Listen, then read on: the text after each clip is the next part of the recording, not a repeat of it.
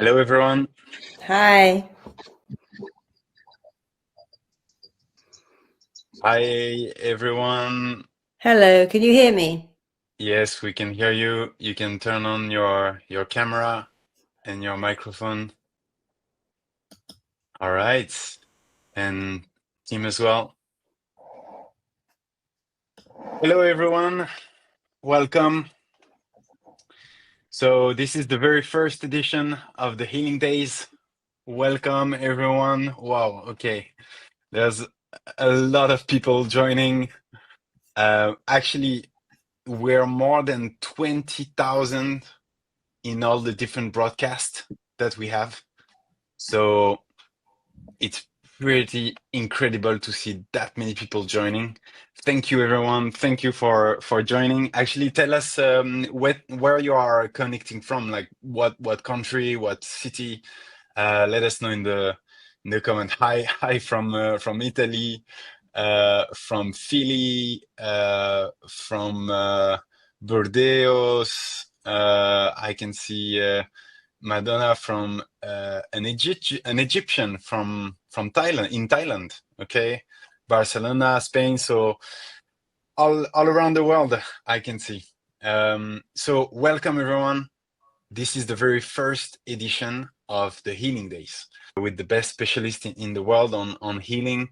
We're gonna do one thing and one thing only, is we're gonna take care of ourselves. We're gonna dig really deep in every question to give you every chance to start your healing journey. I know I'm excited to spend all the time with all of you.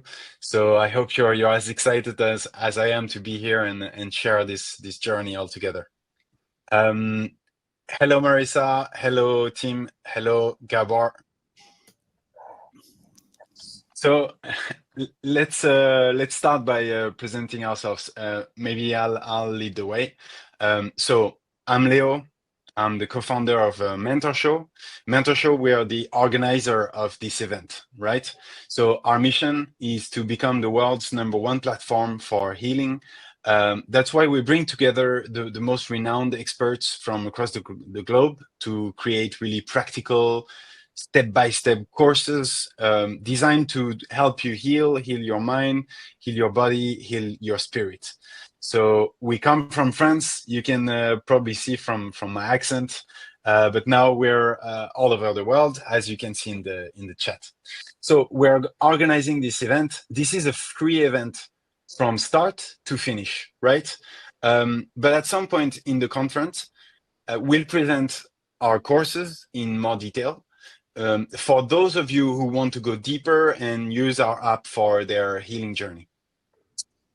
So that's it for me. And maybe Gabor, you can start by presenting yourself and also maybe the agenda for the next few days. Thank you, Leo. It's nice to work with you again. I met Leo because we prepared a healing program for the Mentor Show that Leo will tell you about at some other time. These days are organized around the central theme of trauma and looking at it from a number of different perspectives. What's important to keep in mind is that whichever perspective we're looking at from, we're looking at the same thing. Mm-hmm. And in fact, it takes many different angles and perspectives to truly understand the complexity of the traumatic experience, its impact on our lives, and also, of course, its healing. Now, Leo brought together a number of people.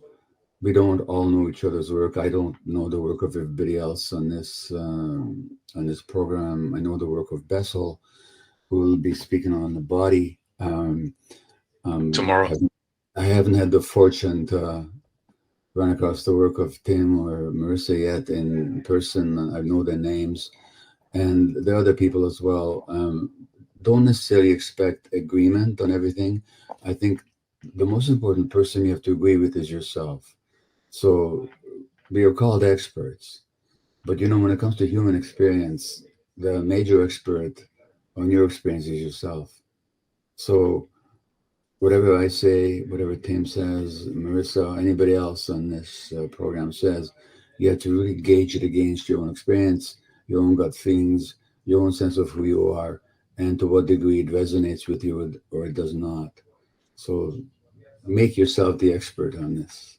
You can take our input or advice, look at it from our perspective, whether we agree with each other, whether we don't, it doesn't matter. The point is, do you agree? What do you agree with? Now, when it comes to my own part, I'll be talking about the heart.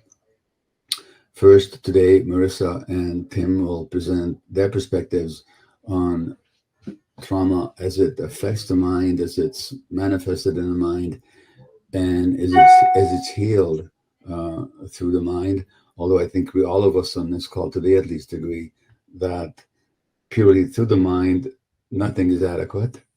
So while the mind is essential, it's also in itself only one aspect, an essential aspect, but not the complete picture when it comes to healing.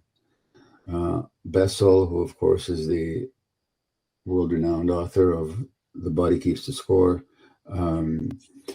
which is about the impact of how traumatic experiences are lodged, stored, imprinted, manifested in the body.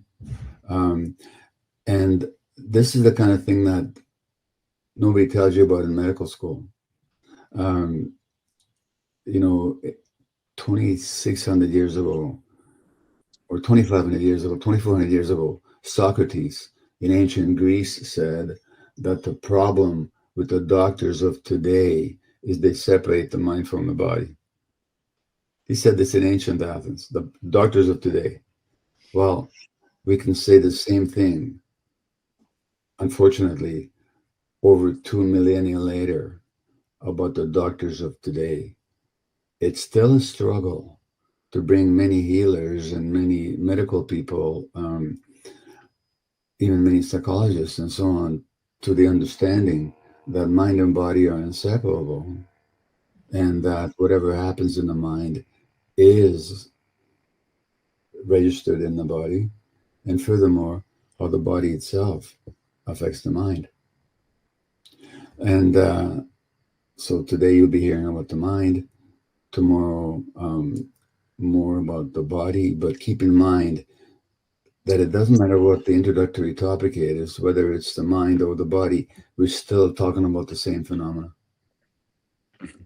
And we're simply trying to expand and deepen our understanding from all these different perspectives, but we're not looking at different things. Now, when it comes to the heart, let me tell you something very interesting. Even when we think of what the mind is, I mean, I'm not going to give you my definition of what the mind is now, but even that, if you ask yourself, what is the mind? You'll probably find yourself having your own definition that might be quite different from what somebody else says when they mention the mind. But one thing the mind is not, it's not a solid thing. It's not a fixed entity that's always the same. It's much more interesting from my point of view, and of course you'll hear Tim's and Marisa's perspectives today, to think of the mind as a process. And it's a process that's in interaction with the environment. That's the first point. As Dan Siegel says, it's a process for the mind is a process for or it's an entity for the process of information flow and energy flow. The first thing. The second thing is when it comes to the heart. So when we think of the mind, very often we think just of the intellect. But the intellect is only one aspect of the mind. And the mind has many other aspects to it. It has consciousness, there's discernment, there's memory, conscious and unconscious, and there's a deep sense of identification, some of which is not even conscious. The intellect by itself is a wonderful human evolutionary achievement, but in itself, it's rather unintelligent, unless it's connected to the larger mind in the larger sense, which involves much more than just a capacity for logical thinking. Particularly, the heart itself has a nervous system. And the nervous system in the heart has a kind of knowing capacity. So if you've ever said to yourself, I knew it in my heart, you did. And that nervous system in the heart is connected to the brain up here. And it's an important component of the mind. Then there is the entity we call gut feelings, which is another essential modality of knowing. And in general, and we'll talk about this more when it comes to my turn in a couple of days, the more you're disconnected from your gut feelings, the less you actually know. Doesn't matter what content your intellect presents with you. If it's in conflict with your gut feelings, the intellect is going to be wrong 100% of the time. So again, when it comes to dealing with trauma, we're looking at the mind in the broad sense, looking at the intellect, which is a small aspect of the mind, we're looking at the knowledge of the heart and the knowledge of the gut. And the heart, the gut really connects you to yourself. The heart connects you to the external world in an open kind of way. One of the impacts of trauma is that we close the heart to protect ourselves because it hurts so much. All of these closures, all these disconnections from gut feelings from the heart, they then have a negative impact on our lives. So these days are all about reconnecting with who we actually are in a very, very deep sense. I'll close with just one final thought. We tend to think of ourselves in the West and in the North, especially as particularly advanced and modern and scientific and knowledgeable. But in fact, if you look at indigenous ways of knowing over the centuries and up until today, they understand the unity much more than we do. So in the North American indigenous tradition, there's something called the medicine wheel. And the medicine wheel has got 4 quadrants, which could be north, south, east, west. It could be the seasons. From a health point of view, there's the body, there's the mind, which includes our emotions and our thoughts, conscious and unconscious. There's the social aspect that connects us to the other creatures, human and non-human. And then there's the spiritual, which connects us to something greater than our little ego would have us believe we are. Whether you call it, I'm not going to even give it a name, but it's an entity that goes beyond our individual selves that we're a part of, that we're a manifestation of. So, mind, body, spirit, heart, and I hope these coming up days will be fruitful for you. Again, my advice is listen to us, but mostly listen to yourself. Thanks for listening today, and all the best for the rest of the seminar today with Marisa and Tim and Leo, and I'll see you in a few days. All right, Gabor. See you on Thursday for your webinar on heart. Okay. Bye-bye. All right. Thank you, Gabor. Very nice introduction from Gabor. I think it's a very good way to present that all those things are very inseparable. We built this program to be the perspective of the mind, of the body, of the heart, but actually these are different perspectives of one thing. So I think it's important for all of you to come to these different steps because they're going to complete each other. And one is gonna need the other to really reach the full potential. So now maybe Marisa and team, you can introduce yourselves shortly for some people who might not know you in the room.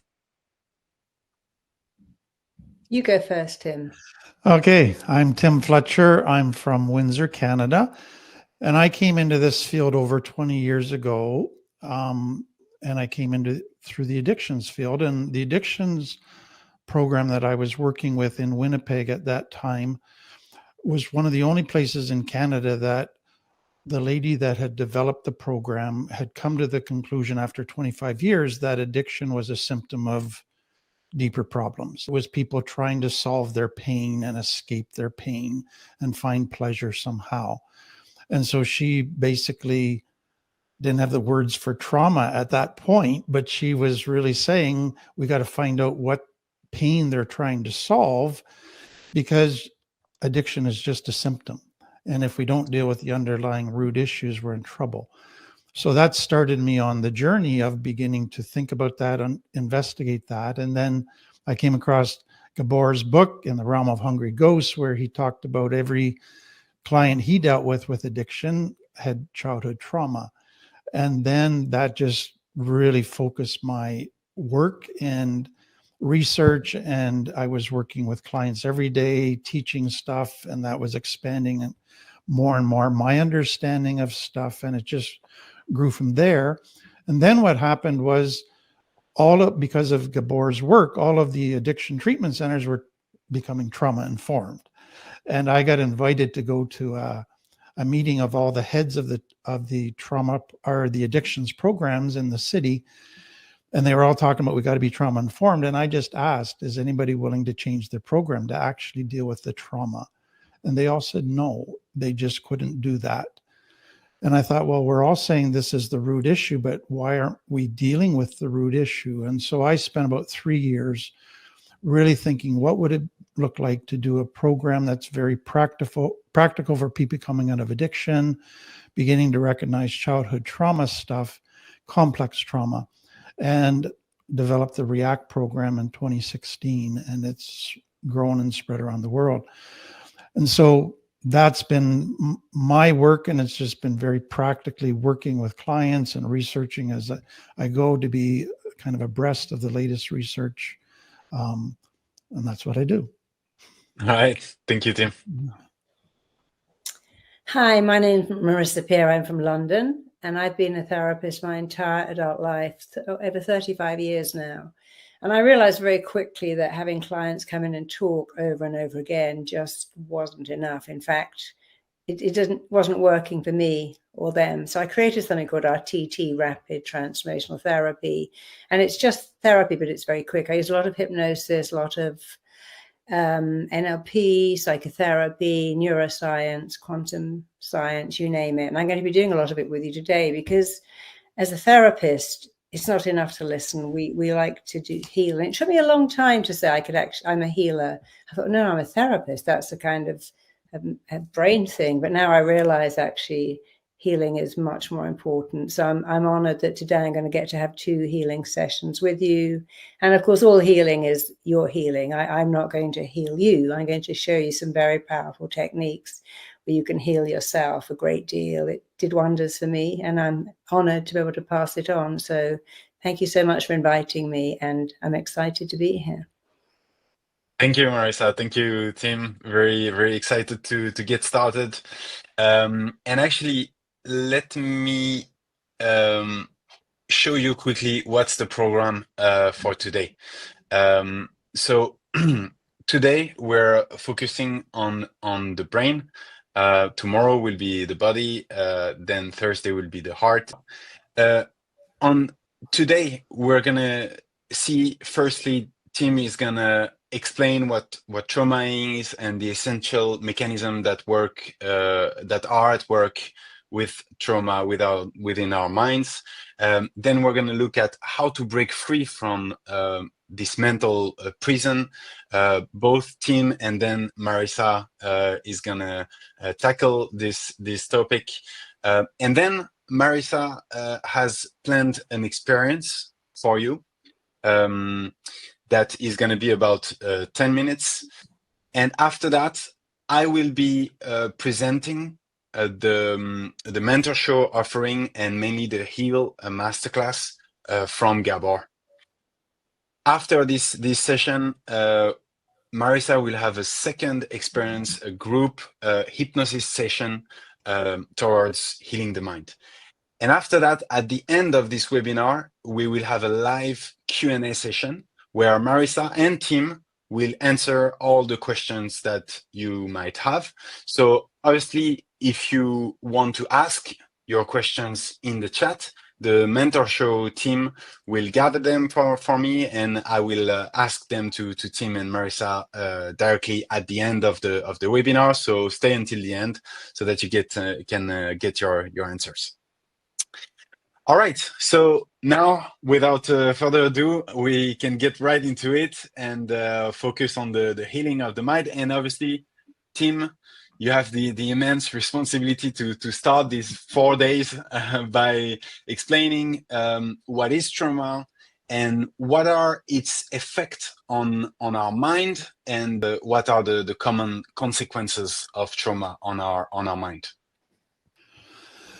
Excellent. Well, thank you for this opportunity. And I'm going to try to take a whole bunch of material and summarize it very quickly, simplify it as best that I can. One of the things that's been very frustrating for me as a teacher and a therapist is that if you were to ask the average person if they have trauma, they would say, no, they don't have trauma. But most people in the world do have trauma. And the reason they think they don't have trauma is because they are still using one of the very early understandings of what trauma is. And that really is that it's some one-time horrific event that's out of the normal that happens to you, like a car accident, a rape. And so we now refer to that as big T trauma. And it's a reality of trauma. Some people have it, PTSD, symptoms come out of that. But we've developed a lot in our understanding since that very early definition. That was our understanding of trauma. The second thing that began to become clear was trauma is what happens inside of you.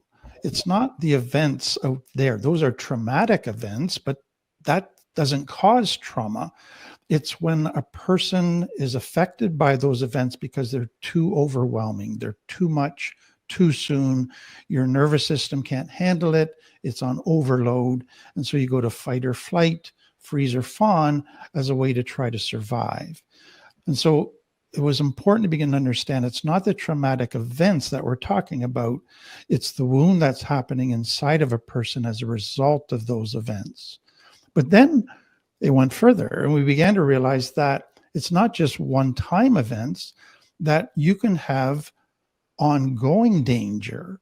So now we went from one-time events called simple trauma to ongoing danger, which we call complex trauma or complex PTSD. And so that is now where it gets really subtle. So there's an element of ongoing danger that can be lots of little abuse, big T events for a person that just happen in a home where a child is beat up, mom is beat up, etc.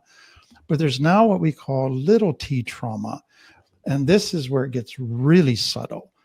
And so little T trauma is when something good should have happened to you, but it doesn't. So big T trauma is when something bad happens to you. Little T trauma is the absence of something good happening to you. So a child should be loved unconditionally. A child should be accepted for who they are. A child should connect.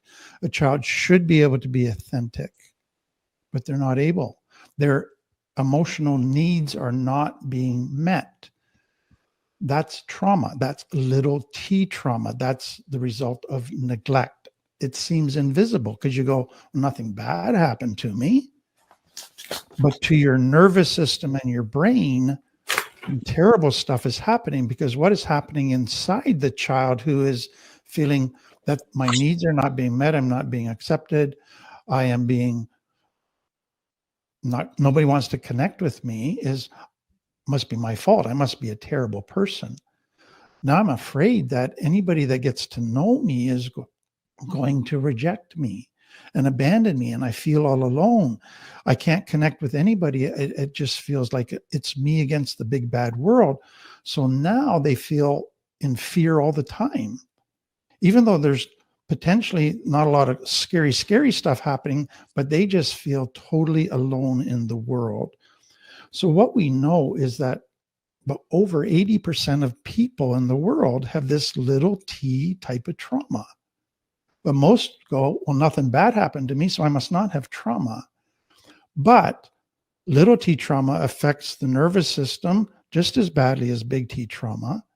And it actually, because if it's ongoing, what begins to happen, and now we come to the next thing, is if it happens to a child, fight or flight, which is the normal responses of how you get away from danger, is you either run away or you defeat it.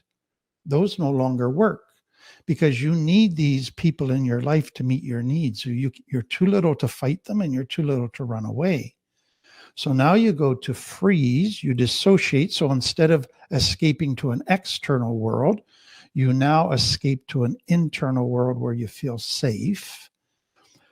But also then you fawn, you now have to learn how to get these people that you don't want to connect with you, that are judging you, that are not accepting you, seeing you, hearing you. How do you get them to meet your needs? So now you learn to be whatever they want you to be. You learn to people please. You learn to wear masks. You learn to be sensitive to their beliefs, their moods, their needs. And you think if I can just take care of them, then maybe they'll take care of me. So a child then is basically adapting in hundreds of different ways to become what others want them to be, to try to get their needs met, to try to get love, to try to get respect, to try not to get hurt. And so adaptation after adaptation in order to survive. But what they don't realize is that those adaptations, which enabled them to survive and got some of their needs met. Well, think of some of those adaptations. You don't trust anybody. You got to manipulate in order to get your needs met. You wear masks all the time. You never say no. You people please. 20, 30 years later, you're now in a relationship, committed relationship. You have kids. If you live off of those same adaptations, you destroy your relationships. You hurt the people that you love and you hurt yourself. So those adaptations now become evident as maladaptations. But the problem is complex trauma in a child, you don't see the results till 20, 30 years later, that this is a big issue. This is not working. This is causing problems. And so that's basically a quick overview of trauma. And I'm going to really focus in on the complex trauma part with the little t stuff. But big T is partly included in all of that. And what I hope you realize is that trauma is on a spectrum from very severe to very mild, but it all results in fight, flight, freeze, or fawn, in maladaptations, and it all results in affecting your nervous system in similar ways. So we're going to focus today on the mind, and I just want you to see how trauma affects the brain. So the bottom line is trauma affects the mind, it affects your immune system, it affects your nervous system, it affects your relationships, how you cope. Everything in your life it affects negatively. And that's, to me, the tragedy of trauma and why we need to understand it. So the very first thing is when somebody's in danger and their stress system is activated, the brain releases cortisol. Cortisol then gets adrenaline pumping, and that gives you the energy to fight or flight. Cortisol is designed to be only kind of short bursts that get you to safety. Then the cortisol stops, your body and everything returns to normal, and then you can go back to being healthy and safe again. But the problem is, what happens if a child never gets to safety? They're always feeling in danger. It's complex trauma. Cortisol is always pumping. And when cortisol is always pumping, it now begins to do damage in the brain. So between the right lobe and the left lobe, there's a bridge called the corpus callosum that joins the two. Cortisol begins to erode, burn that bridge. And so what is important to understand, that your brain stores memories. Parts of a memory get stored in the left lobe, parts of the memory get stored in the right lobe. So details in one lobe, emotions in another. And the corpus callosum allows you, if you have a detail, it connects you to the emotion. If you have an emotion, it connects you to the detail. If the bridge is gone, what now happens is you have memory gaps. But all of a sudden you could have an emotional flashback and you could be just going crazy emotionally, but you don't have a clue why. Or you can remember tons of details about what happened to you, and you can read or you can recite, yeah, I was raped, I was molested, this happened. And it's like you're reading a dictionary. There's zero emotion because there's no connection. And so most people with complex trauma struggle with memory gaps or emotional flashbacks, or they have lots of details, but no emotion. Once a person's to safety and cortisol stops, that bridge will start to heal. And then some memory stuff will start to happen again. And that's when you need a group and a therapist to help you through that. But the second thing is the brain has developed, the brainstem is the first part that develops, and that's all of your autonomic functions, your pulse, your heartbeat, your digestion, your blood pressure, etc. That's what keeps you alive. Then above that develops the limbic system. That's the child's brain. And I'm really simplifying it, but that's your survival system. That's your emotion center. And then above that is the cortex, the cerebral cortex, which is your adult brain, your thinking brain, where you reason and make decisions and think long-term and all of those things. Complex trauma or trauma puts you in danger, which is the fear emotion, which puts you into your limbic brain. Complex trauma, ongoing danger, keeps you in your limbic brain. And so if you think about the child brain, the limbic brain, it's quite interesting because a child makes decisions based on how is it going to make me feel? Is it going to give me instant gratification? So if you offer a child a chocolate bar or broccoli, usually they pick chocolate bar because it makes them feel good. They're not thinking 10, 20 years down the road. The limbic brain doesn't do that. And so you ask a child also, you need to do your homework? And their response is, I don't feel like it. So reasoning is guided by how they're feeling in the moment. Decisions are made based on, will it make me feel good? Short term, not long term. And so that's why a child can make foolish decisions, because they're only thinking instant gratification. But a child grows to their teens and then to their adult life, where their cortex, they begin to think long term. They begin to make decisions not based on how they're feeling, but based on what's going to be good and healthy in the long term. And so if a child has complex trauma, that brain development doesn't happen properly. And so they continue to be controlled by the limbic brain, even into adult life. And so even in the 30s, 40s, 50s, they're still controlled by that instant gratification, impulsive thinking that's guided by how they feel, thinking that the truth is what feels right, not the evidence. And so the limbic brain becomes a huge issue in keeping people kind of emotionally immature and stuck at a very emotionally immature place. And then brain fog. When the stress system is activated, cortisol is released, that begins to shut down the cerebral cortex, and you don't think as clearly. You get quite foggy. And then the final one, and what we're going to focus on, is all kinds of subconscious brain beliefs develop in complex trauma. And so if you think of a child who comes into the world with great instincts, and they go, I'm going to be authentic, I'm going to love, I'm going to connect to people, that's how you be happy. That's their basic instinct. So they go to connect, they are authentic, and they love unconditionally, and they get rejected, they get judged, they get punished. What do they then learn? They believe that authenticity equals rejection.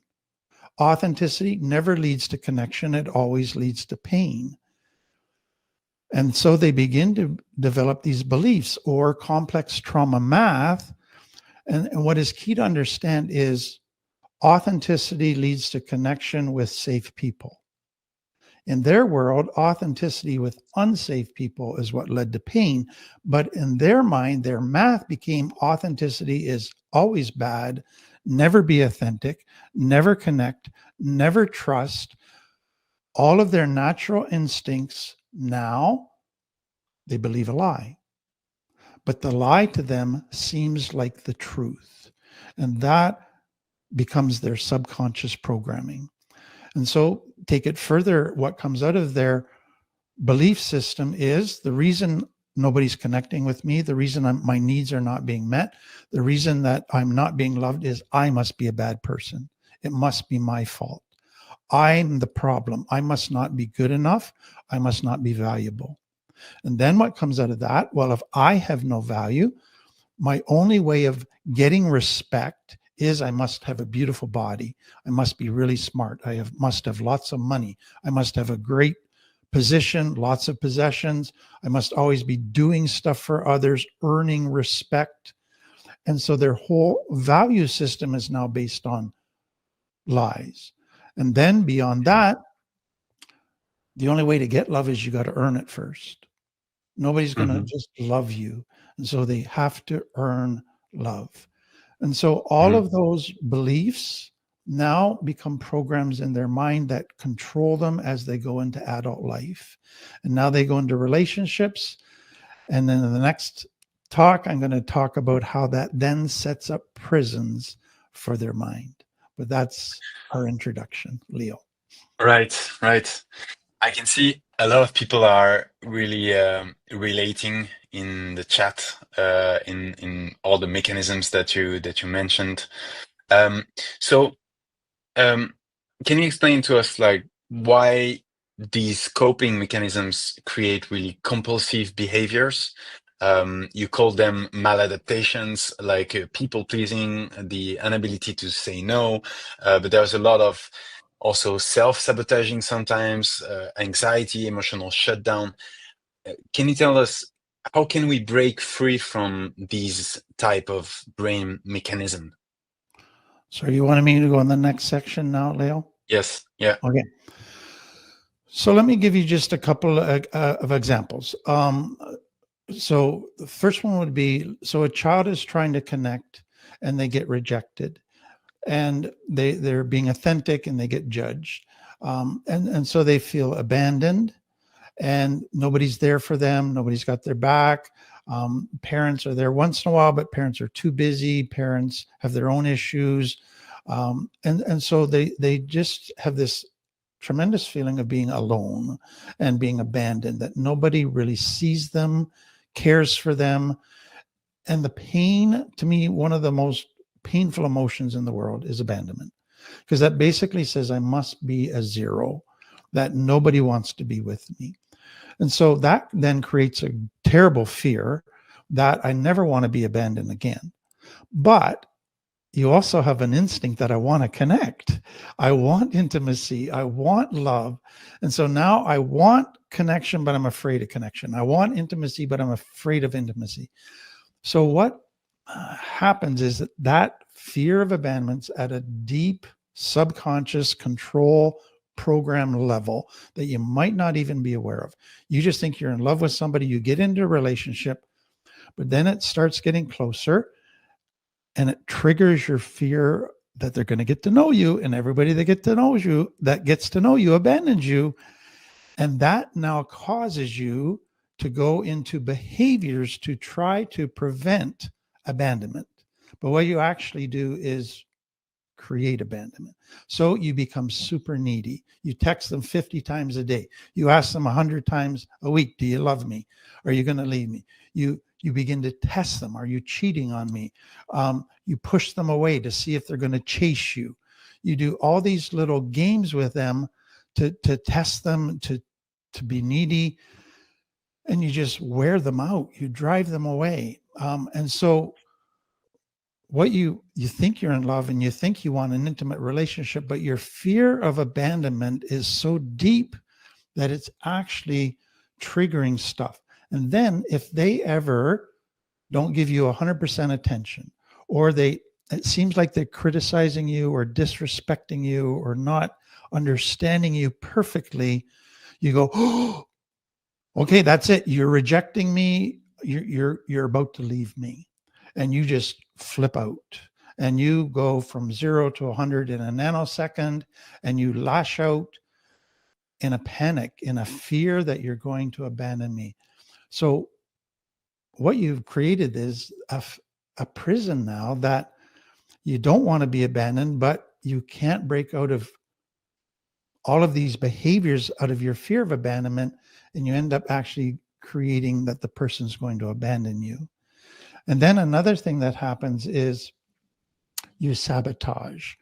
So a child has this innate ability to hope. So if you think of this child that couldn't connect, wasn't getting their needs met, their brain is in pain, but it's coming up with options as what I can do to fawn. What can I do to get my parents to like me, to meet my needs, to want to connect with me? And it, let's say, comes up with 100 different options. I can get better marks at school. I can do more chores at home. I can take an interest in dad's favorite activities and sports. And if he likes football, I'll like football, all of those different things. So a child starts on option A, gets their hopes up. Okay, now I'm going to get love. My needs are going to get met. I won't get hurt anymore. And they get their hopes up, and then they still don't get their needs met. And so they get pain again, but also now they get their hopes dashed. But the brain goes, that's not a problem. I'll go on to option B. And so now I'm going to get better marks at school. I'm going to get straight A's. And they do that, and they get their hopes up again, and then they get dashed. And so now they get the pain of not getting straight A's, but now they get dashed hopes. And that can go on for years. The child just keeps hoping because there's still another option that this might work, this might work, this might work. But eventually they get to the point where they go, you know what? It hurts too much to get our hopes dashed. It hurts too much. This is not going to happen. I'm never going to get my needs met. I'm not going to connect. I'm not going to get accepted. Stop hoping. Because when you start to hope, you're setting yourself up to get extra hurt. So fast forward 20, 30 years, they get into a relationship with a very healthy person. And it's a wonderful relationship. And all of a sudden they start to hope that they're finally going to have a meaningful relationship. And the back of their brain goes, don't hope. Because every time you've hoped, you've been let down and your hopes have been dashed. So the best thing to do right now would be to sabotage this relationship. Get it over with. Stop the pain before it starts. You bring an end to it yourself. And so what they now do is sabotage any growth, any positive thing in their life, because it reignites hope. And their brain is afraid of hope. So it wants good things, but it's afraid to hope for good things. So it now sabotages, and that creates a prison. So now every time you start to grow and heal, you then sabotage it and you're back to where you started. And then a third one, and I'll give to you, is the child learns early on in fawning that if I'm going to get my needs met, my needs, in a relationship, I have to put my needs down and make the other person's needs all important.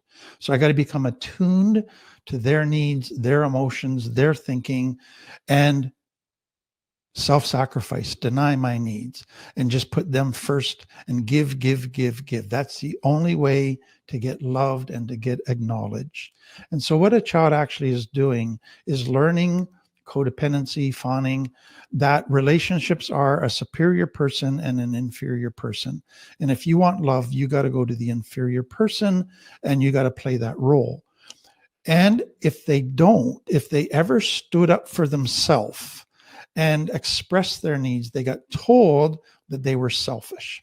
They got told that they were a narcissist, that they were a bad person. They got punished for it, and that they weren't loving. So they got told all these messages that train their conscience that if you ever stand up for your needs and express your needs, you're a selfish, unloving, narcissistic person.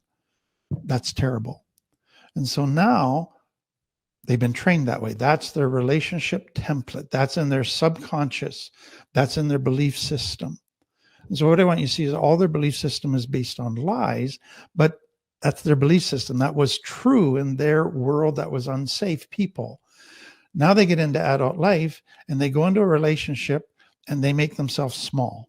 And they think the way to get love is to make yourself really small, make the other person really big. And they set up relationships, superior, inferior, and they actually set up relationships to fail and have potential abuse. And so that to me is, and we could go on, there's just prison after prison that people set up in their subconscious based on that complex trauma math that was actually lies that they built their life on and their relationships on and how they cope. Another one I'll just quickly add is that they set up this perfectionist thing. If I'm going to get love and respect, I got to be perfect.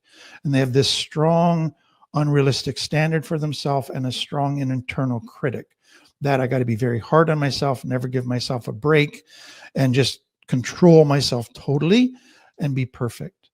And so now they go into adult life and they're just pushing themselves, hard on themselves, never giving themselves a break, and they burn themselves out. And they're always down on themselves and they get depressed and defeated because the bar was set unrealistically high. And that's a prison they can't escape because they think if I ever lower the bar and say I'm human, then I'm bad and I'm a weakling and nobody will respect me.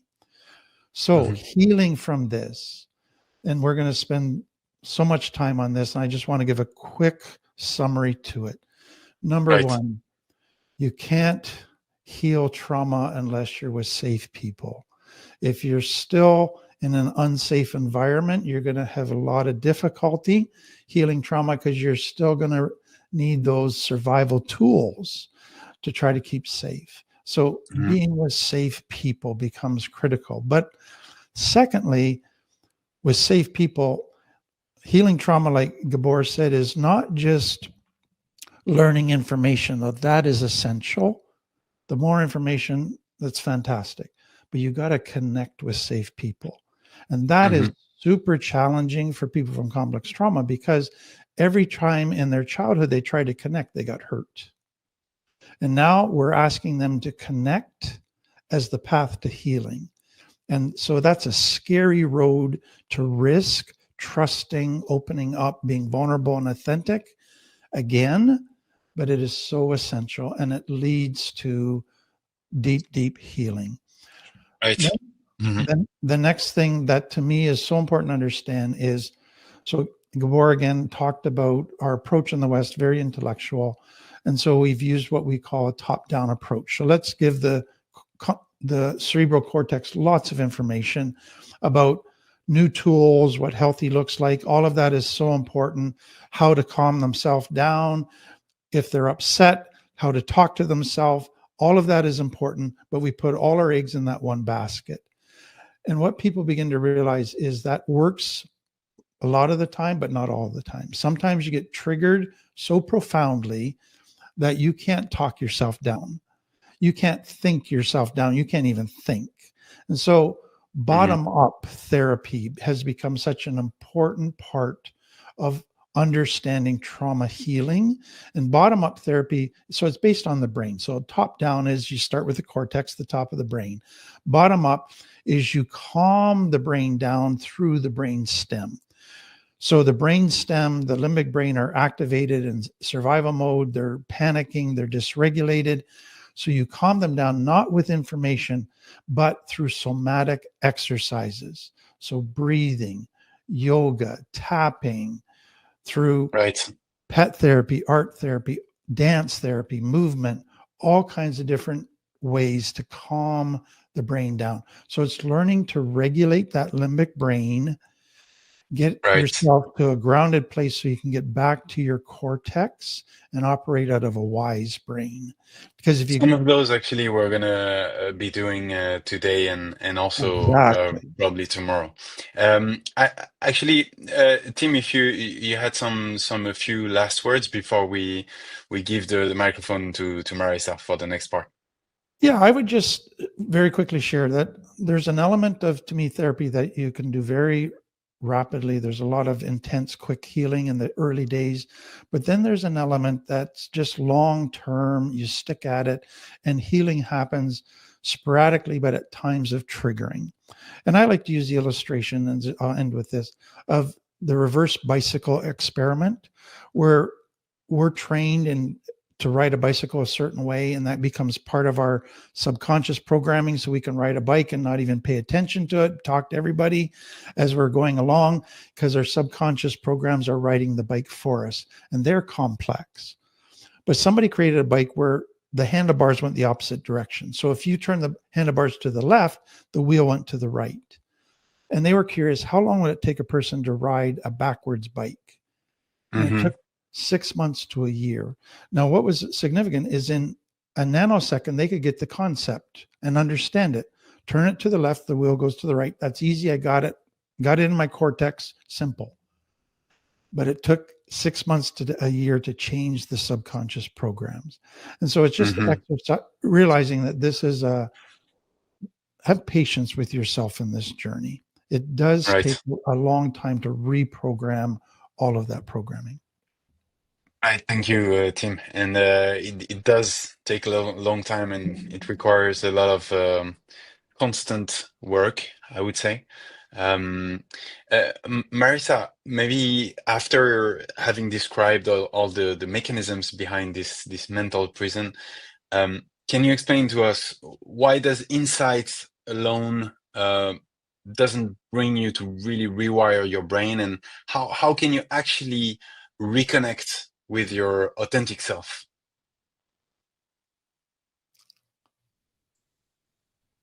Marisa, I think you're on mute. Here we are. Can you hear me? There you go. Perfect. Thank you.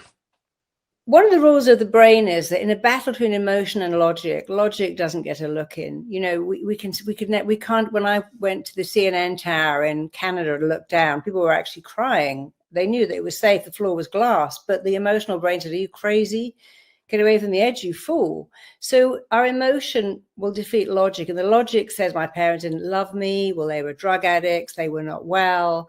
And we try to use our logical brain to get better, but the emotional brain runs the show. So we know all of this. I know why I keep attracting addicts. I know why my relationship, I know why I drink. I know why I use drugs. I know all of it. But I'm still doing it and I can't seem to stop because knowledge is not enough. Understanding can be very powerful.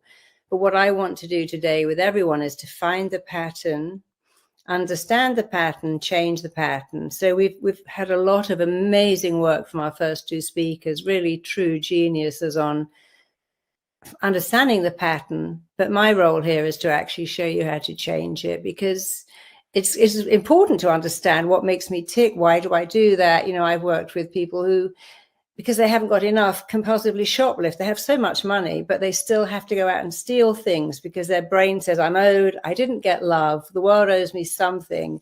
If I lift groceries, somehow I feel I'm getting payback.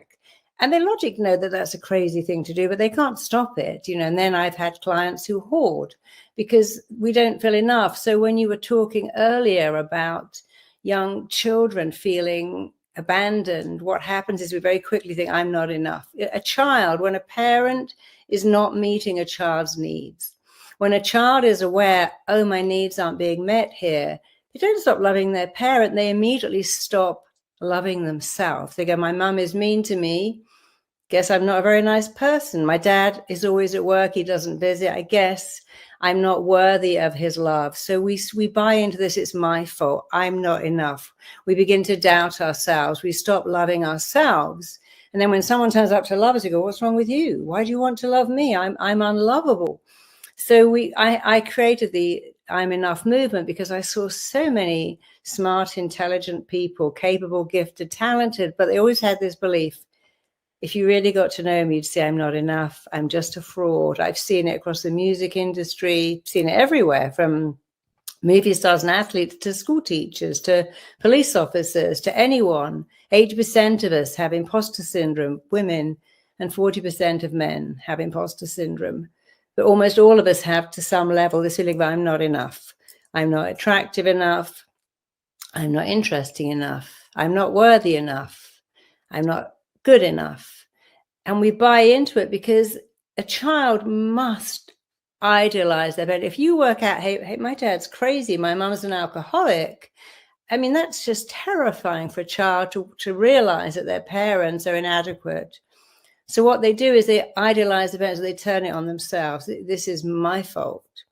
So I just got to have to shape up. I was listening to Princess Diana's brother talking, and he said something. He said, when I was taken to boarding school at 11 and dropped off, I thought, oh, I'm not shaping up as a son. They're sending me away. I mean, his parents were spending, I don't know, $75,000 a year on his education, but his feeling was, I'm being sent away. I'm clearly a disappointment as a son. So when he began to be sexually abused, well, he never told anybody, because he said, but they sent me away. Someone put a note here about what adopted children, and you can have adopted children over and over. Your parents loved you so much. They gave, yeah, but why didn't they keep me then? Because the emotional brain is going to beat the logical brain. The emotional brain is, I wasn't loved, so I'm not lovable. So that's what we come up against. Children turn it on themselves. They idealize their parents. They stop loving themselves. They buy into they're not enough, and then they take that with them, and they believe they're not enough. And so when someone wants to love them, although they're very happy to accept that, sometimes they begin to think, well, what's wrong with you? It's like that guy who said, I'd never join a club that would have me as a member. So this is our problem. Children don't have any choice but to turn it in on themselves, because it's too scary to realize your parents are not good enough to raise you. Way too scary. And, you know, I work with a lot of famous people, and people say, oh, you know, doesn't fame damage people? Actually, I've seen the opposite. Damaged people want to be famous so much because then they'll finally have love. But then what happens is when the world starts to love, you go, oh, but you love this body, this voice. And if you love me, well, what's wrong with you? And so we've looked at people, we could see what's happening with Britney Spears. We saw that happening with Amy Winehouse, with Whitney Houston, all the talent in the world, all the adulation. Having other people love you doesn't matter and doesn't help your wound if you don't feel lovable. So, of course, the answer is, when we're talking about the problem, what is the answer? The answer is to do deep work, to know you're enough, to know love, to accept that the parents who couldn't, for whatever reason, love you and failed you are not going to turn up and make it better. You know, often we think, but one day these mean, withholding people will become lovely. Well, sometimes no. Sometimes mean, withholding parents become mean, withholding old people. They don't become sweet and kind. They might, but they might not. So we have to start to parent ourselves. We have to go, okay, are there some tools out there? Can I do something to feel I'm enough? Can I feel worthy of love? Can I receive love and give love? Because when we're born on the planet, we have two drivers: find connection and avoid rejection. And we go through life trying to find connection and avoid rejection, except when we're so rejected, we can't find connection. We find more rejection. And we have social media. We escape into a world of 500 friends, but none of them are turning up when you're sick with some soup and a hug for you, because they're not there. So now it's a million times worse because people have got lost in social media.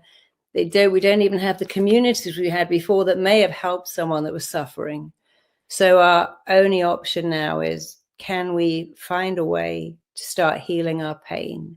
Can we find a way of building our self-esteem, our self-worth, our self-value, our self-image? Can we say, hey, it's like I actually used to own the garden in Notting Hill where they filmed Love Actually. And she says in one of the scenes, I'm just a girl asking just a boy if he can love it. Most of us could never do that. I couldn't ask someone to love me. I can't even love myself. How can I ask you to love me if I can't love me? But I loved that line. I'm just a girl asking just a boy if you could love me. But the real line should be, can I fall in love with myself? Can I love who I am and then go out and go, look, I'm enough. I'm not perfect, but I'm good enough. I'm lovable enough just the way I am. And that's so important to be able to do the work. And it's not really work. I don't even like to call it work, but to spend some time with ourselves is what I'm going to do with you tonight, to help you do some very simple things that really help you to build your self-worth, build your self-esteem. Because when you build your self-worth, your self-esteem, the world joins you at that level.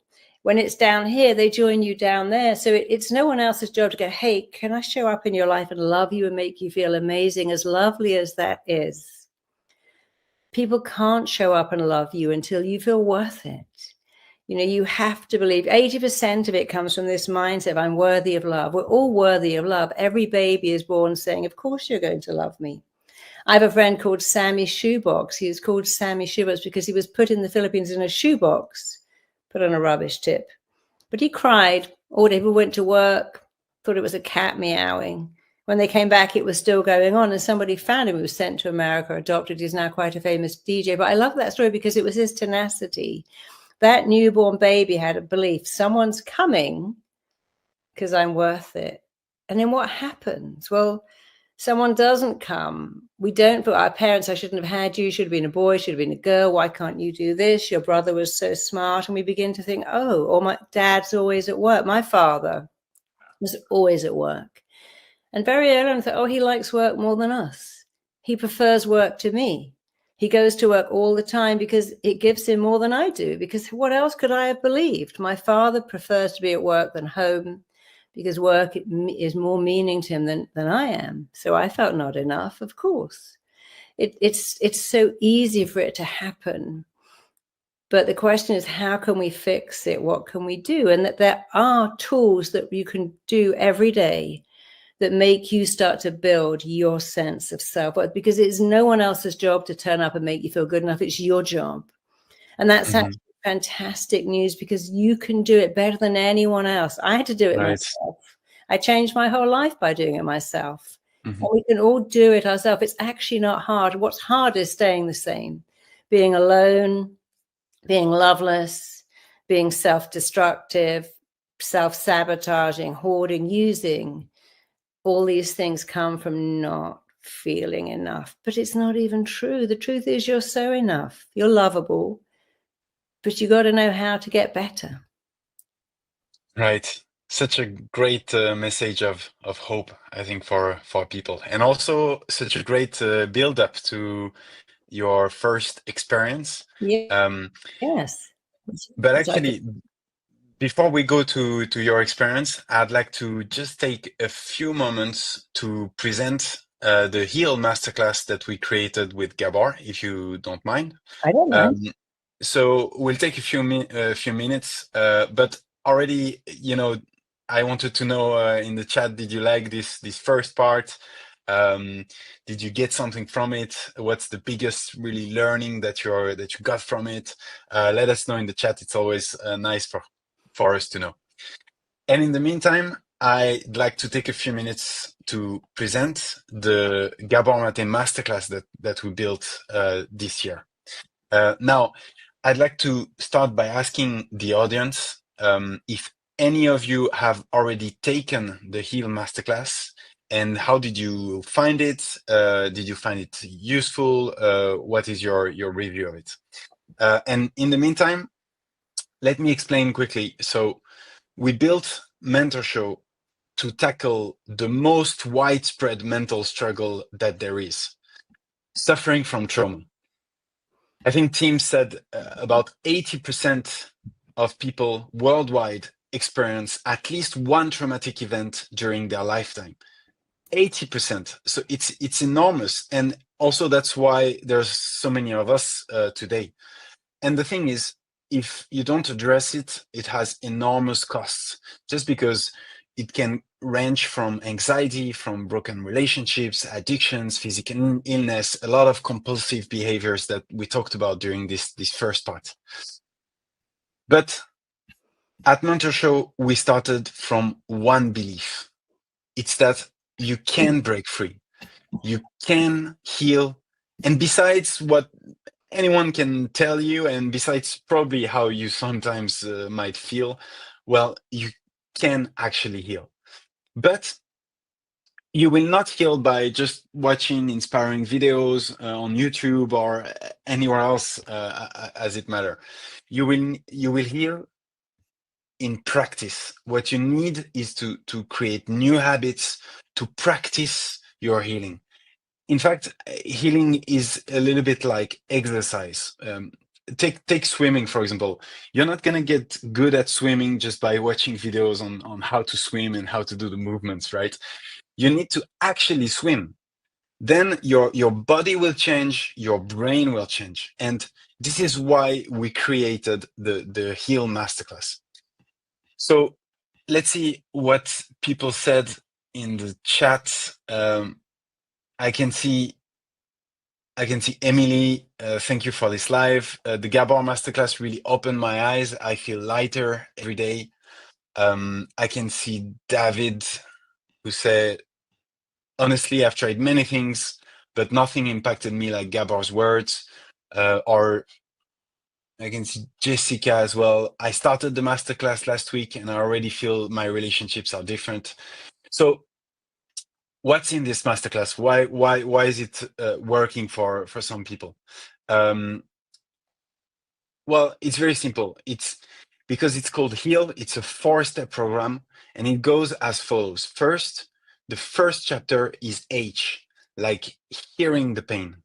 So hearing the pain it's very simple. It's how can you fix the pain if you don't understand it, right? So here the idea is, how do I get to the root of my pain, of my depression, my stress, my anxiety, my physical pain?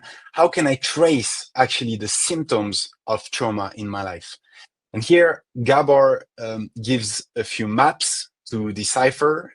There are also some self-discovery protocols to better understand how the trauma impacts my life, my character, my relationships, the events in my life.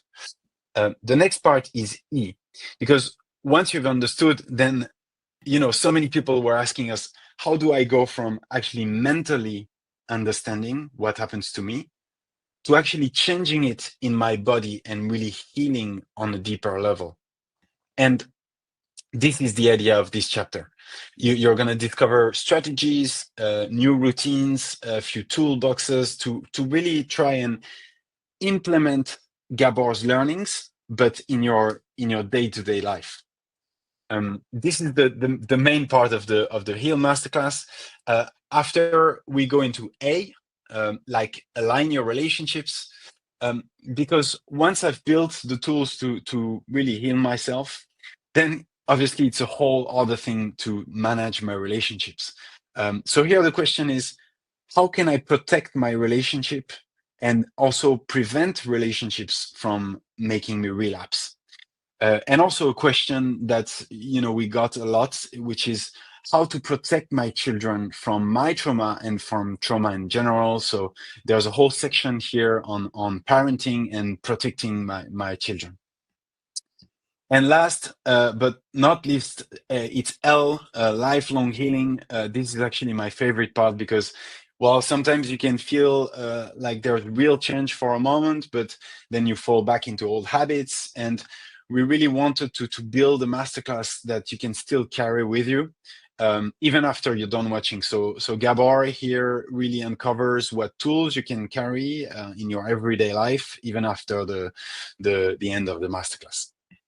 So overall, we have dozens of practical exercises. There's written exercises that you're going to do in your healing diary, as we called it.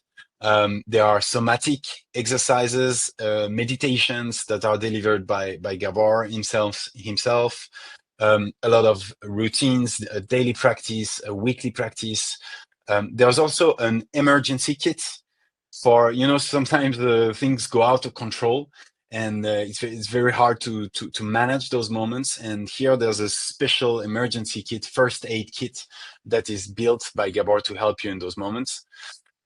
And also there is something that is actually quite incredible. It's that there are some live consultations where you can see Gabor in action, and he actually creates a real spark of change in participants that are there during the shooting.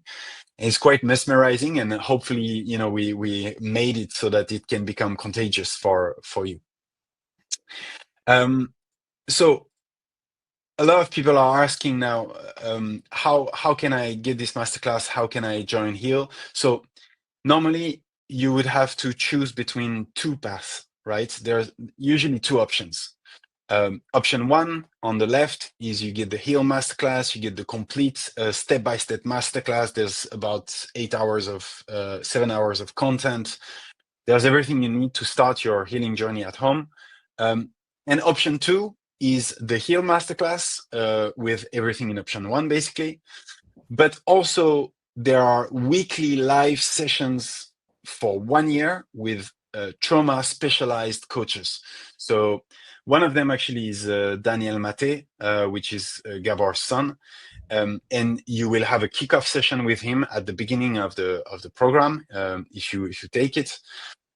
In total, you have more than 50 sessions where you can ask your questions, you can get some advice, you can keep your momentum, and you can be with a community to try and overcome roadblocks. Because sometimes people feel a little bit alone behind the screen, and here the idea is that you're not alone anymore. And you also get in this option two, exclusive webinars like this one, where we dive into deeper topics, key topics on trauma. And you'll also have all the future healing masterclasses with the world's leading experts. There's going to be a masterclass with Bessel van der Kolk, and many more that are already confirmed. So here is the Healing Day surprise. It's that you don't have to choose between these two options. We wanted to make it very simple and very easy for you. So the offer is you get everything in option two for less than the price of option one. So for Healing Days only, we're going to be removing that choice entirely, and you get everything in Mentorship Plus. So that's the Heal Masterclass of Gabor, all the weekly live coaching, you get all the exclusive webinars, you get all the upcoming masterclasses with world-leading experts. And this is just for $399. That's a 66% discount only during the Healing Days. So now you'll see a window appear on the side of the chat. Also, you'll get a QR code that you can scan. And you'll be asked to sign up, enter your email and the password, and then you'll be able to join directly the masterclass, and you'll get immediate access. Just one last thing before we get to the experience that Marisa has prepared for us, and also the Q&A that's going to come in just a second. With this offer and for the Healing Days, we give you an incredible guarantee. We call it the 100% risk-free guarantee. And it goes as follows. So if you complete the program, the Heal Masterclass, you watch it, you watch the complete masterclass, and you do the exercises in your healing diary. This is the notebook for your exercises. And at the end of it, you still think it's not for you. You can ask for your money back. That's how confident we are that it can have a very profound impact in your life. That really, this course is meant to work for you. You will feel satisfied. And therefore, we decided to remove the risk completely for you. And we just take the risk on our side, if I can say. This is about removing every obstacle between you and real change. There's no reason not to take this opportunity to finally really take care of yourself, because if you complete the program, the exercises, and you need your money back for whatever reason, like you're unhappy with the content, you don't like it anymore, you need the money back for some reason, you can get it back, provided you've watched the course and you've done the exercises. So you just send us the pictures of the exercises in your healing diary, and you contact us, you contact info@mentorshow.com, and we'll refund you. This is the 100% risk-free guarantee. I mean, I think it's rare to see something like this. It's basically, if you don't like it, you get a refund. So we know but we know you're going to like it. And why do we know? Because this is what people say about the Heal Masterclass. We've launched it since a few months now, so we have some feedback from people. Not going to read all of them, but you know, there are, for example, 20 years of therapy didn't come close to the healing I received listening. This is a feedback from John. There's, for example, what can I read? Jane, who said, I truly wish the Maté Heal method was practiced in mental health facilities everywhere. As a therapist, I can say I learned more to help clients through this program than in graduate school. Mary, who says each one of these lessons is just amazing. Clearly, I'll be doing the class more than once to catch all these teachings. So there's thousands of feedback from people, very positive feedback. So that's why we're very confident that it can help you. All right. So just one last thing before we move on. The offer that I presented is limited for the first 500 clients. Why is that? Because we've carefully selected a small group of coaches, including Daniel Maté, and people who are really specialized in trauma. So we don't have that many coaches, right? So we have to limit the number of people who can get in, just to ensure that everyone gets the right level of attention and quality. So there's going to be only 500 spots left. So once again, if you want to join, there's a QR code. It's right there. And you can also type mtor.sh/heal. And then you can sign up. All right. So this is it for the presentation of the Heal Masterclass. And now we can get to the first experience of Marisa. Marisa, up to you. I'm all ready. Thank you so much. So when a child's needs aren't met, I'm only going to talk for a minute. We're going to go straight into it. I much prefer to do it than talk. But when a child's needs are not met, they get something called learned helplessness and learned hopelessness. I can't fix this, but I must. I can't do this myself, but I must. And it's a kind of tag they then wear their whole life. And I love that expression. We play the only part we've ever known. And then we make that part our own. And for many of us, that part is someone who can't be loved, can't function well in the world. So when our needs are not met, we only have two choices as we become older, and they're very clear.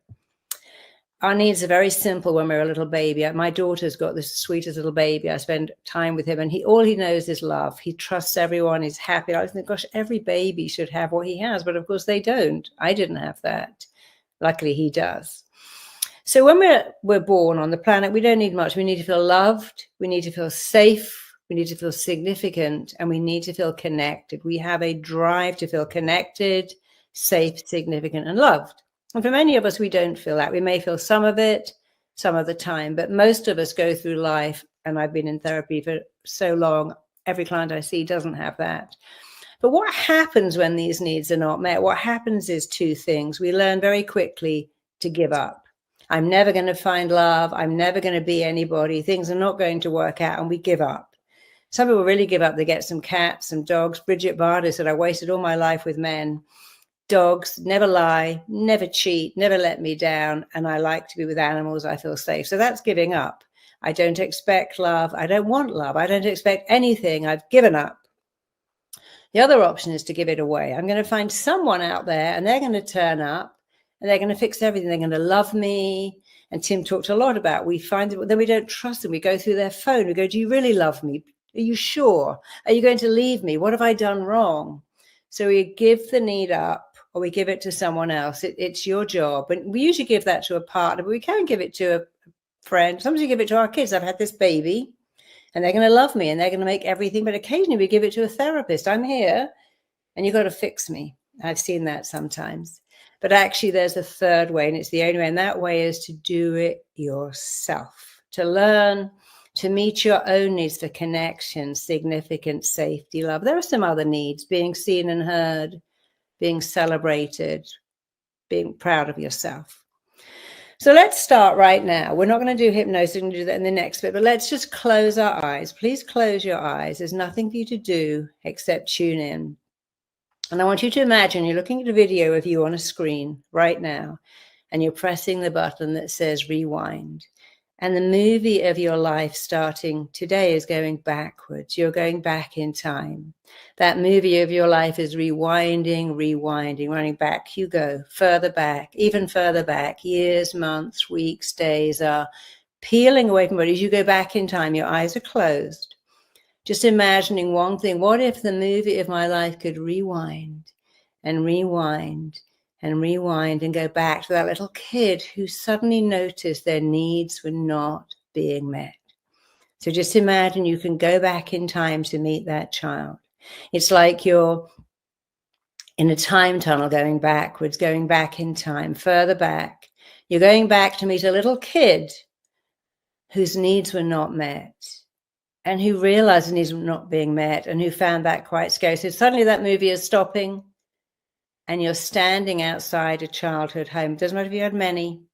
You're standing outside a childhood home. You're standing outside the front door, and you are drawn like a magnet to your childhood bedroom.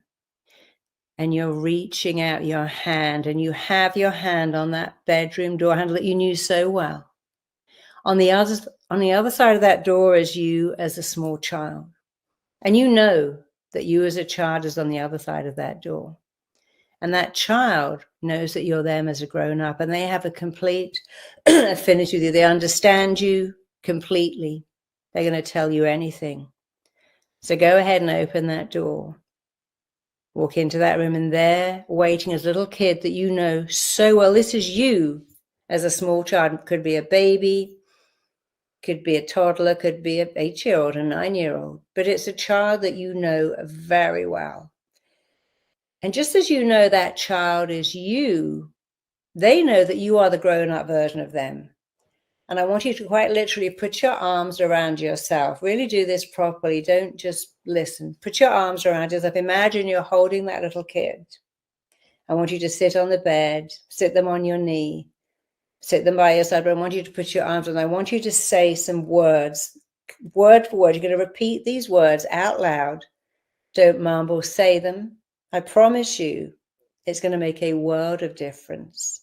You have so much power to fix yourself. And the first thing I want you to say, repeat this, is, I'm becoming a loving parent to you. So say that, hold that child, look at them. If they're a little baby, you can even rock them in your arms. I want you to say out loud, I am becoming a loving parent to you now. Repeat this one. No one in the whole world can play the role of loving parent to you like I can. Let's do that again. I want you to say it and feel it. Don't mumble it. Words have energy. And some words have really good energy, and these words have good energy. So repeat after me. No one in the world can play the role of loving parent to you like I can. I love you completely. I want you to say everything I'm saying with feeling. I love you completely. I love you unconditionally.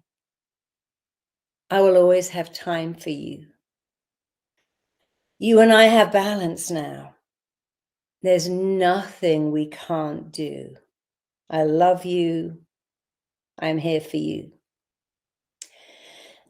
I want you to think of some things that you never heard. Maybe you never heard that you were pretty or cute or smart or interesting or clever or engaging or the favorite, whatever you didn't hear. This is your chance to fix. I've been looking in the chat, but I said, this is all great, but how do I fix it? How do I fix it? This is the how. What you didn't hear, the missing bit, the words you didn't hear that you deserve to hear and want to hear and need to hear. I want you to say now, look at you. Look at you. You're cute. You're smart. You're interesting. You're beautiful. You're worth everything. And I want you to think of some other things you'd like to add, things that I may be missing, because there's a lot of people here with a lot of unmet needs. But let's do it again. You're smart. You're beautiful. You're interesting. You're worthy of my time. Parenting you is the joy of my life. You see, your brain doesn't know if what you're doing is real or imagined. One of the things about the brain that's so fascinating is it doesn't know the difference between something that's really happening or being imagined. And this is how to fix your wound. So let's do it again. I love you. I will always have time for you. You and I have balance now. There is nothing we can't do. I'll always have time for you. And I want you to imagine picking that child up and taking them back to wherever you live today. Wherever you live, imagine taking them back to the front door.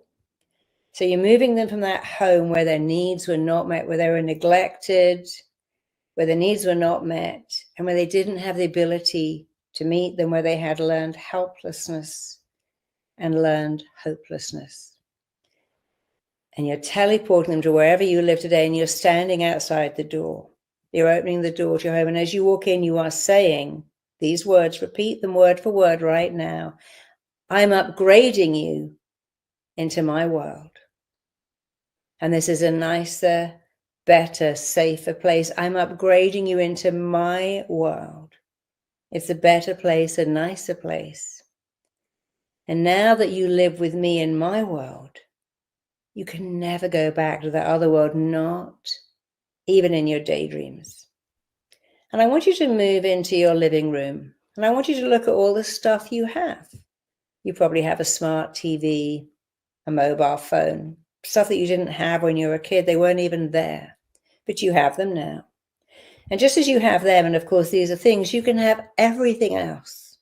So I want you to look at the life you created. I want you to imagine looking out of the window. Maybe you can see your car. Looking in your wallet, you have a purse and you have credit cards. You have stuff that you didn't have.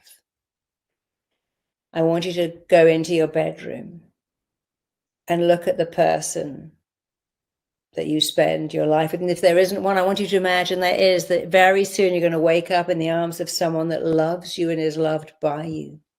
I want you to open your closet and look at the clothes you have.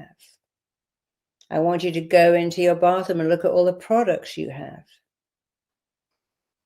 Go into your kitchen and realize, wow, I can have breakfast for dinner and dinner for breakfast because you're free. And I want you again to go back into the living room, sit on your sofa, put that child on your knee, wrap your arms around them, hold their hand if this is next to you. And I want you to say the same thing. I am becoming a loving parent to you. Repeat every word I'm saying now. I am a loving parent to you. You live with me now in my world. It is a nicer, safer, better place. You're safe with me. And you're going to hear all the things you should have heard, that you deserve to hear. You matter. You are lovable. You're significant. You're safe. I love you. I'm here for you. I will always have time for you. I will check in with you every day. I'm going to put a picture of you as a little kid on my mirror. And if I haven't got a picture, I'll draw one. And I'm going to every day remind you that you live in my world and it's a safer place, a better place. So keep talking to that little child and reminding them you live in my world. You can't go backwards. Life doesn't go backwards, it goes forwards. I want you to imagine that if your child was a bow, and it was a horrible, shitty child, for many of us it was sad, it was lacking in so much. But if your child was a bow and you're an arrow is fired as far away from those it can possibly go. We put an arrow in a bow and we use the bow to fire it far. Arrows never go backwards. They go forwards. They're fast, they're strong, they're sleek. And you're an arrow, you're not a bow. And you can use that bow to go far, to go as far away from the past as you can, because you're not going backwards. The past is behind you. You're not going there. The past is gone. We have the present and we have the future. And we can make it so much better by saying, okay, I'm going to be my own parent now. I'm going to parent myself. I'm going to tell myself all the stuff I didn't hear. I can say every day, hey, you're cute, you're smart, you're pretty, you're interesting, you're lovable, you're worthy. Let's do it right now. Look at that little kid and say, you are cute, you're smart, you're compelling, you deserve love. You're so lovable. Who couldn't love you? You're funny, you're interesting, you're intelligent, you're great company. I want you to think of the things you did not hear that you've always wanted to hear. Maybe you've given someone else the job of telling them to you. Maybe you've given up. Maybe you don't expect it. But today, it's your time to tell yourself those words, to parent yourself. It is your job. And you can do this job so well. You can do this job phenomenally well. To do it again right now. You see, your mind learns by repetition. Your mind loves stuff that you repeat. So I want you to repeat it again. Again, imagine you are parenting that little kid who was so hurt, so lost, so confused, so sad, so lonely, so neglected. And if someone gave you a kid, you'd say, okay, I can do it. If someone gave you a neglected puppy, you'd know what to do. You'd feed it, stroke it, practice kindness and patience until it trusted you. But we can do this to ourselves, and we have to. So let's do it again.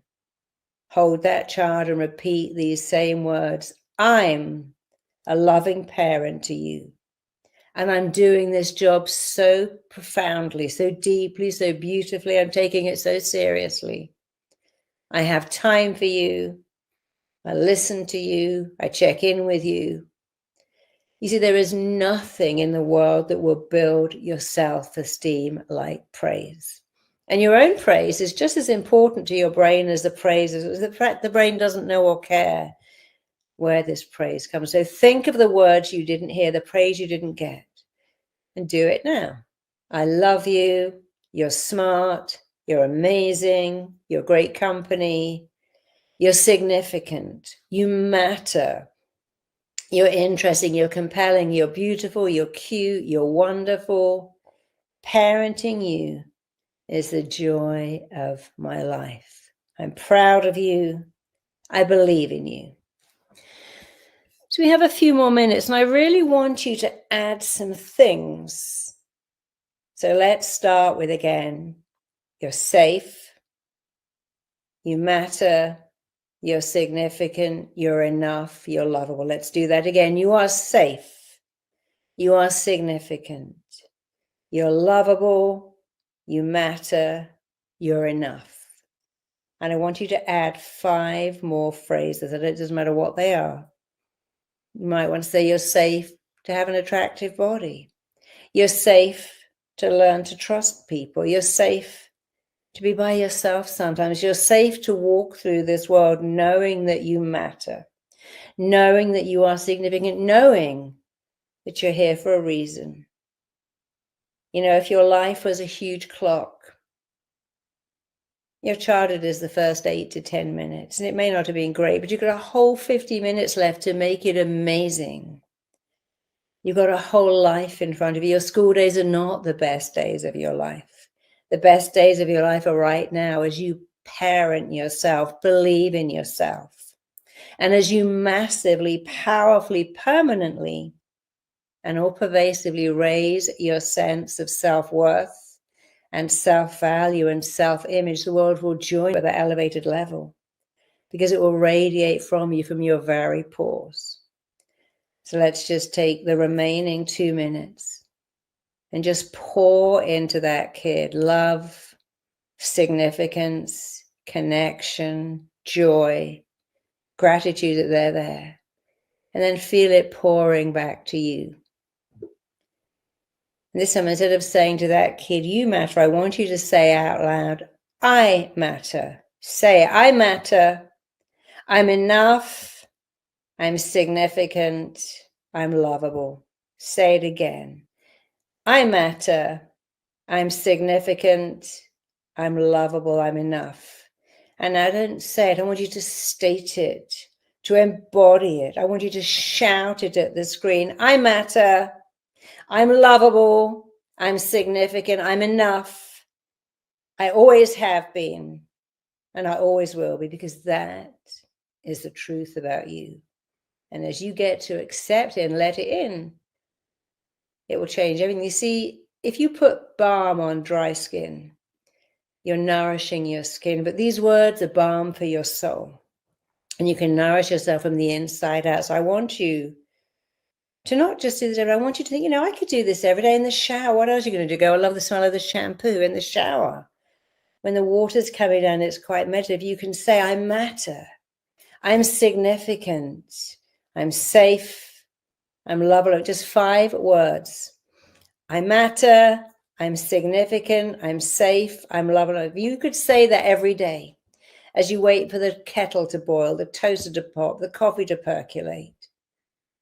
In the shower, you can change your entire life, because these words have an energy and they contain the truth about you. So knowing it, feeling it, and committing to doing it. Some people do and some people don't, but you can do it. You couldn't do it as a kid because you were a dependent child. Today you're an independent adult, and you can do it.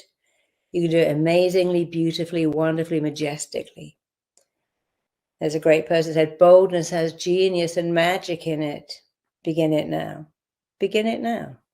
So open your eyes, come back into the room.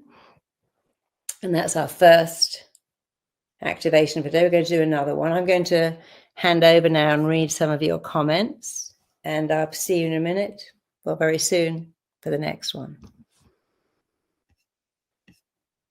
But do type in the comments how you felt. What was that child like? What did they need to hear? You see, we all suffer the same. We're all the same. So when you can see this child was hurt, this child was lonely, this child was confused, you give someone else permission to think, oh, I felt like that too. Thank you. Thank you, Marisa.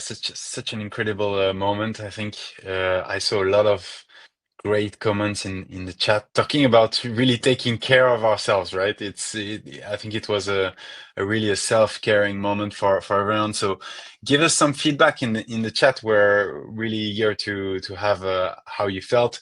I actually saw a few, like, for example, there was one of Denise.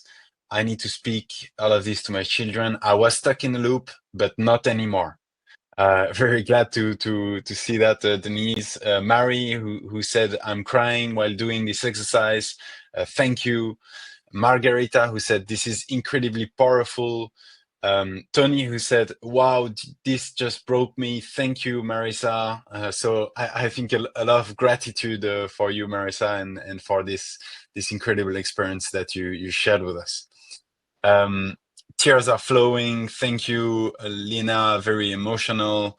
So a lot of really positive feedback. Thank you, everyone, and very glad that you liked it. So maybe we can move on, Marisa, to the next part with the group hypnosis session. Sure. Yes, we're going to do some hypnosis now, and it's going to be quite different, a little bit similar. One of the things about the brain is that the most vexing thing about a brain for therapists like me is the brain likes what it's already known. So when something's familiar and known, it wants to go back there. And while it likes what is familiar, it doesn't like what is unfamiliar. And so if you've never been praising was, hey, you look great, to go, oh, no, this old thing, I really don't. Or, hey, I loved your talk. I was terrible. Didn't you notice I missed the best bit? Hey, I hear you got the best person. Yeah, the best person was sick. I got that award by mistake. So if praise is not familiar, we reject it. So here's a fact. The human brain is wired to like what is familiar and known. But here's another fact. You can make anything you like. You can put some silicone on your finger and put it in your eye every day until it becomes so familiar. You can do it without a mirror. So we've got to make good stuff familiar. But here's another thing the brain likes. It really likes military style language. And I created a program called DICE. It means I direct, instruct, code, compel, condition, and empower my body to heal itself. I'm going to do something called the healing vortex and DICE combined. We're just going to go through your body and command your body to heal itself. As weird as it sounds, it's very, very powerful. It's very, very effective. You don't have to do much at all. So I'm going to take you through it.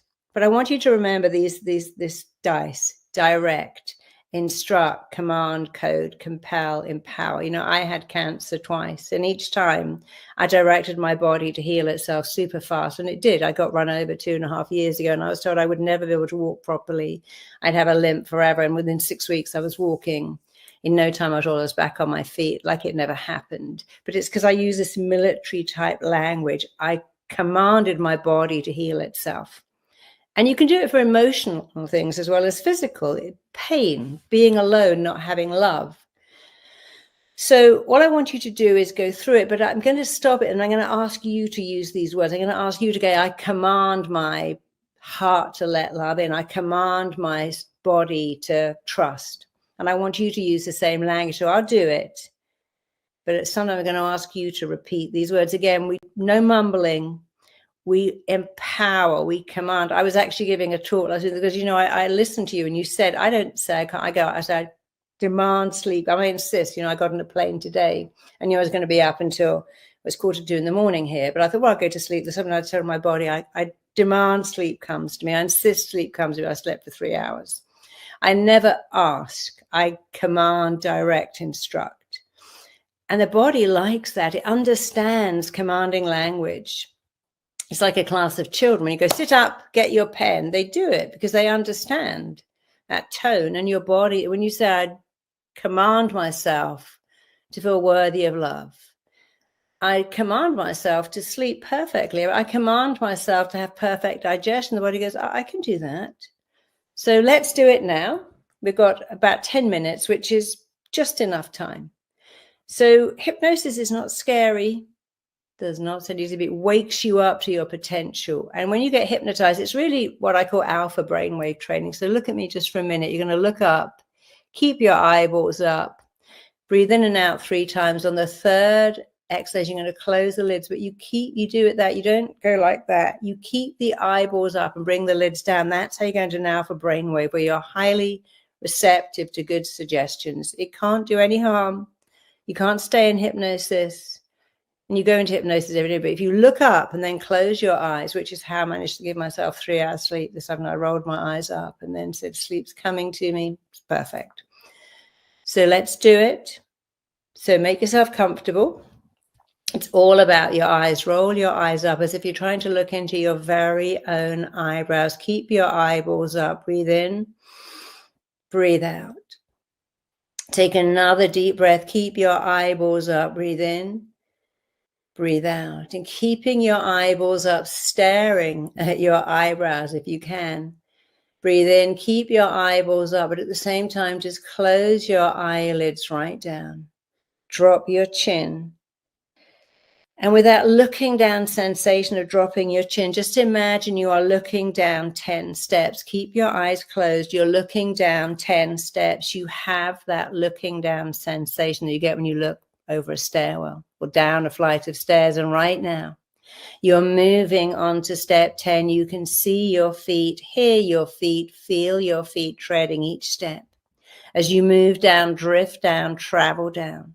You're taking step 9 and 8. You're going deeper with every sound you hear. As you take step 7, the sound of your heartbeat is taking you deeper. As you take step 6, the sound of your breathing is taking you deeper. As you take step 5, the sound of my voice is taking you deeper.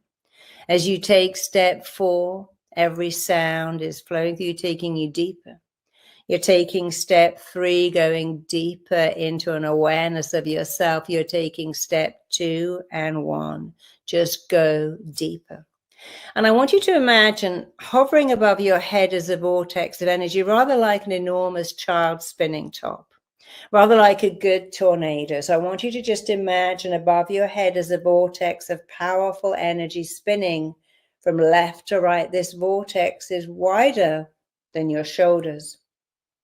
It's going to move right through your body, keeping your body completely within its sphere.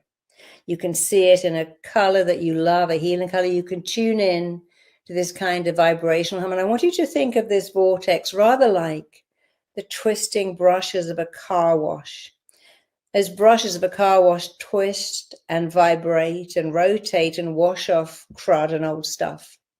So I want you to imagine this vortex going to go through your body, vibrating out the old, washing out the old and wiring in the new. And now is a great time to start. Above your head, you can see in your mind's eye a powerful vortex of energy spinning like an enormous child spinning top, spinning from left to right. And the tail is moving into your head, touching your head, moving straight into your brain, straight into your mind. It is looking for limiting beliefs, blocking thoughts, anything that is looking for residues of trauma. What trauma did to you? The imprint. You see, an imprint is when you have a scared child. An authority figure, again, an imprint. And this vortex is searching like a laser for limiting imprints, limiting impressions, toxic beliefs. As it finds them, it is spinning them out of your mind, out of your body, out of your mind. It is spinning through your mind, spinning fast, spinning powerfully, spinning out limiting beliefs, spinning out blocking thoughts, spinning out anything that left trauma in your body. And as it spins through your mind and finds all these beliefs that belong to the kid, all the learned helplessness, all the learned hopelessness, all the I'm not enough, I don't matter, and I never will, all the tagging you put onto yourself as a kid. This vortex is spinning out the tags, spinning out the not enoughness, vibrating it out of your body because it's constantly traveling down. It's also moving down to your eyes. As it moves down to your eyes, it's like the shutters fall away, and you can see that while you were in many ways a traumatized child, you can see that you're actually an amazing adult. You're stronger and more resilient than you knew. You have strength, you have wisdom, you have beauty. You're a survivor, and that makes you fascinating. It makes you compelling. It gives you strength. You've been through so much, and every day just gets better and better. And you can see, again, that you are an arrow, not a bow. And you can see that you are moving forwards, fast, straight, sleek. The past is gone, and you have so much power to influence and shape your present and future to make it amazing. And as the vortex travels down to your ears, you're beginning to hear your voice reminding you every day that you matter. So I want you to tune in and hear your voice every day saying, I matter, I'm significant, I'm enough, I am lovable, I am safe.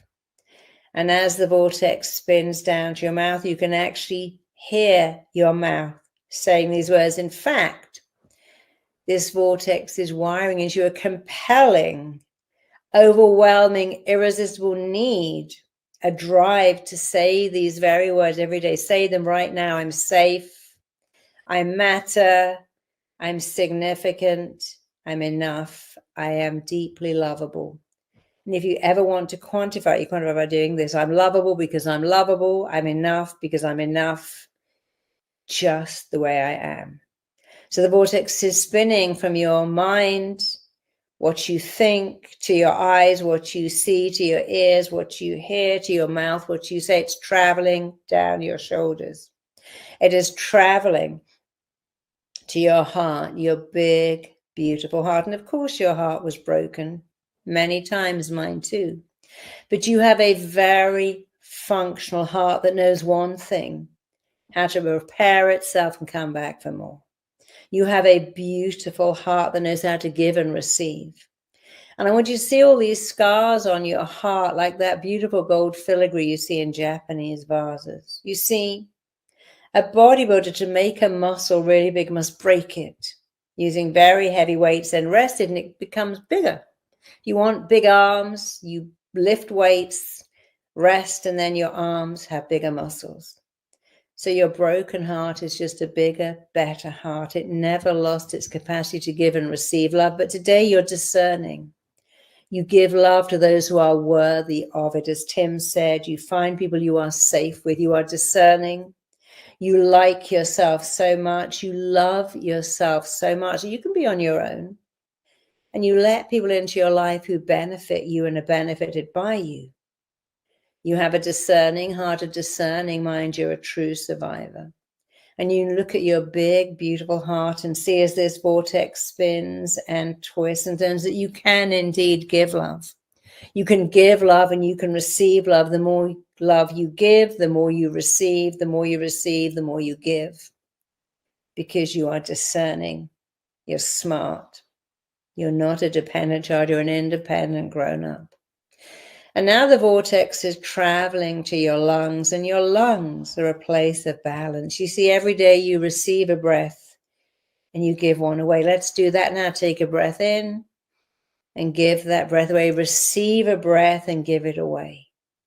Receive a breath and give it away. That's the first thing you did when you came onto the planet. You received a breath, you gave it away, and you took another one. You can't just give. If you just tried to breathe out, that wouldn't work. Or if you just tried to breathe in, it feels horrible. Every day your body shows you the balance of you being a giver and a receiver. You can't just be a receiver, and you can't be a giver. You give and receive. You give and receive praise, love, compliments. You give to yourself. You give to others. The vortex is traveling through your organs, traveling through your body, traveling from your lungs to your stomach, the seat of all emotions, to your gut, the second brain, traveling down your spine so you hold your head up high. Your whole body is covered, encased in this beautiful healing energy vortex. It is spinning, twisting, turning, spinning out toxic thoughts, spinning out toxic beliefs, spinning out toxic memories, leaving behind calm, strength, resilience, freedom. Freedom to give and receive love to the right people, to know that you're okay, you're a true survivor, you are resilient. But now is your moment to use a little bit of this dice, to say, I direct, instruct, code, compel. Think of something that you require. Maybe love, maybe safety, maybe calm, maybe peace, maybe to know that you're a great parent, that you can parent yourself and your children if you have them. But let's work on love. So I want you to just simply say, I instruct myself to give and receive love. Just say that I instruct myself to give and receive love. I code myself to recognize how lovable I am. I command myself to see that I'm worthy of love. Just keep repeating these words. They might not make sense. They might feel silly. Often these things feel silly or annoying or irritating, but that just means they're not familiar, rejecting. But if you go, no, I kind of like it, that's good, you're making it familiar. Remember, your brain likes what is familiar, which is to go back there. That's its job. Your job is to make better words. But when you do your job, your brain can do its job. So let's make this familiar. Repeat after me. I code myself to feel safe, to be loved. I instruct myself to recognize I am lovable. I direct, instruct, code, and compel my mind and body to recognize how lovable I am. Say that whole thing. I direct, instruct, code, and compel my mind and body to recognize and resonate how lovable I am. Let's do it again. And I want you again to state it, affirm it, embody it, shout it. Don't mumble it, don't whisper it, shout it out. I direct, instruct, code, and compel my mind and body to feel safe, to feel lovable, to know I'm enough, to know I matter, to know I'm significant. Let's do it again. Repeat after me. I direct, instruct, code, compel my mind and body to recognize I am safe, I am lovable, I'm enough, I'm significant, I matter.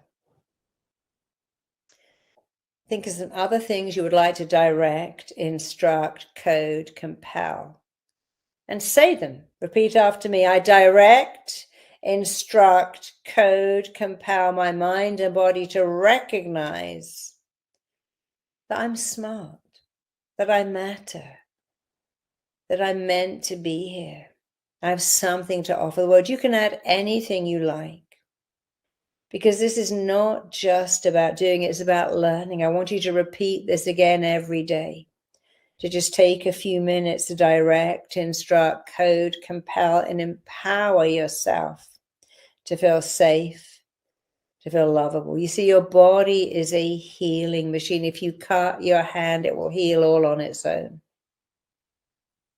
The placebo means that your body with certain directions can heal all by itself, physically, mentally, emotionally. Many of you suffered greatly, I know that. But you have a great power to heal, to come back, to say, I can't change the past, but I can change the present and the future. I can make better choices. I can put myself with better people. I can be safe. I can walk through the world knowing I matter. I have something to offer. You can walk through the world knowing that you have something to offer the world, that you had a broken heart, but it's just bigger, more beautiful, more able to give and receive love than ever. So just take the last few minutes to let this vortex spin. It's covering your entire body. It's traveling down your arms, traveling down your legs. It's working on your energy, your frequencies. You know, we're all matter. Quantum physics, the most reliable science in the world, says you're matter, I'm matter. But if you can just change your vibrations, you can change your whole life.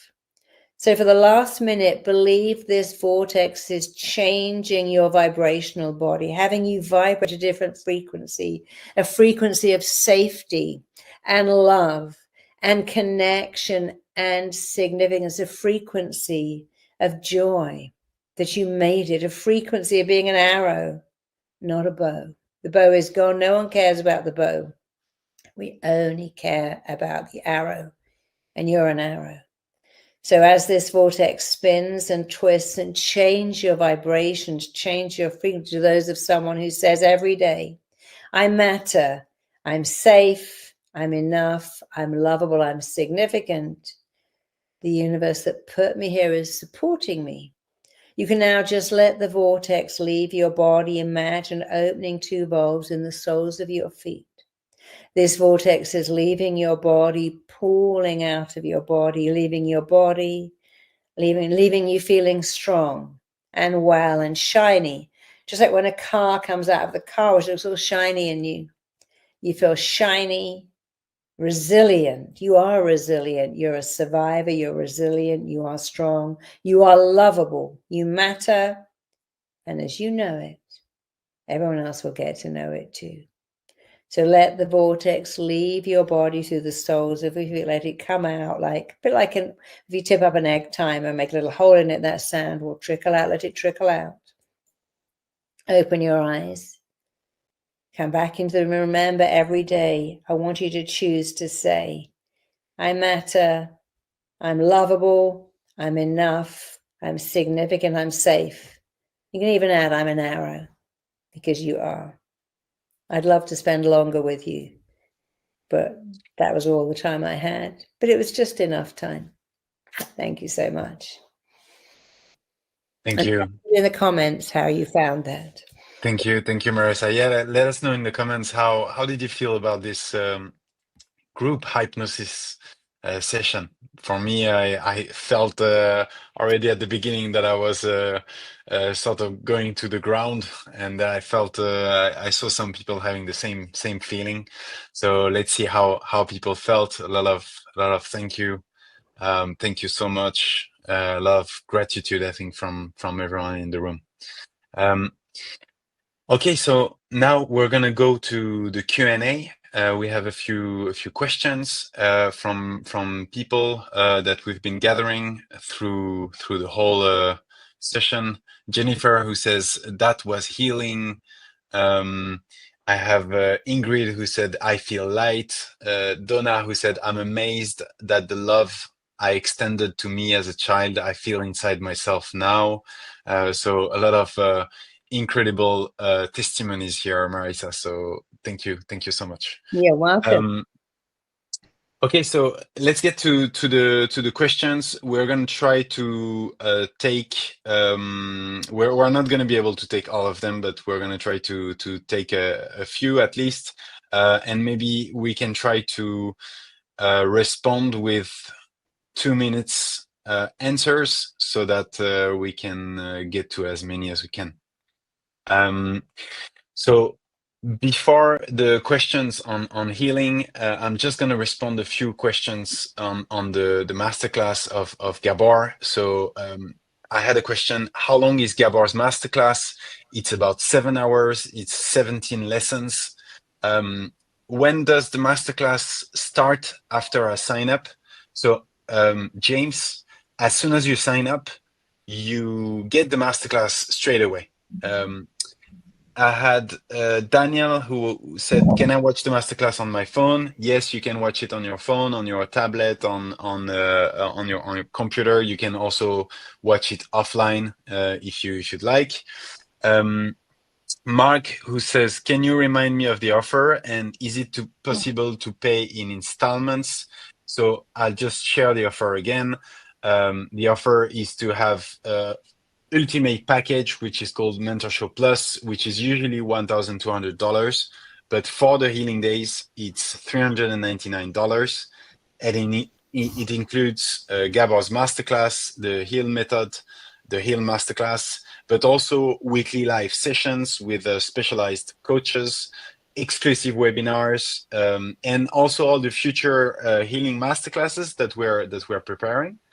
And actually, one last thing that I didn't mention, I see a lot of people are asking about the replay and of the webinars during the healing days. There will be the replays inside the access of Mentor Show, so you also get that in the $399. All right. So first question for Tim is a question from Angela, who says, "So to clarify, the brain is an information processor and the entire nervous system is actually the mind?" ? Yeah, so I think what Gabor said at the very beginning is the mind is more than just a calculating machine. It's so your whole vagus nerve is sending you information, your heart and the nerves around that, your gut, all of that is sending information. And so it's processing at a conscious level.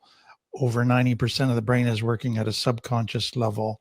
And so it's a way bigger than just kind of that little calculator in your brain that is consciously processing information.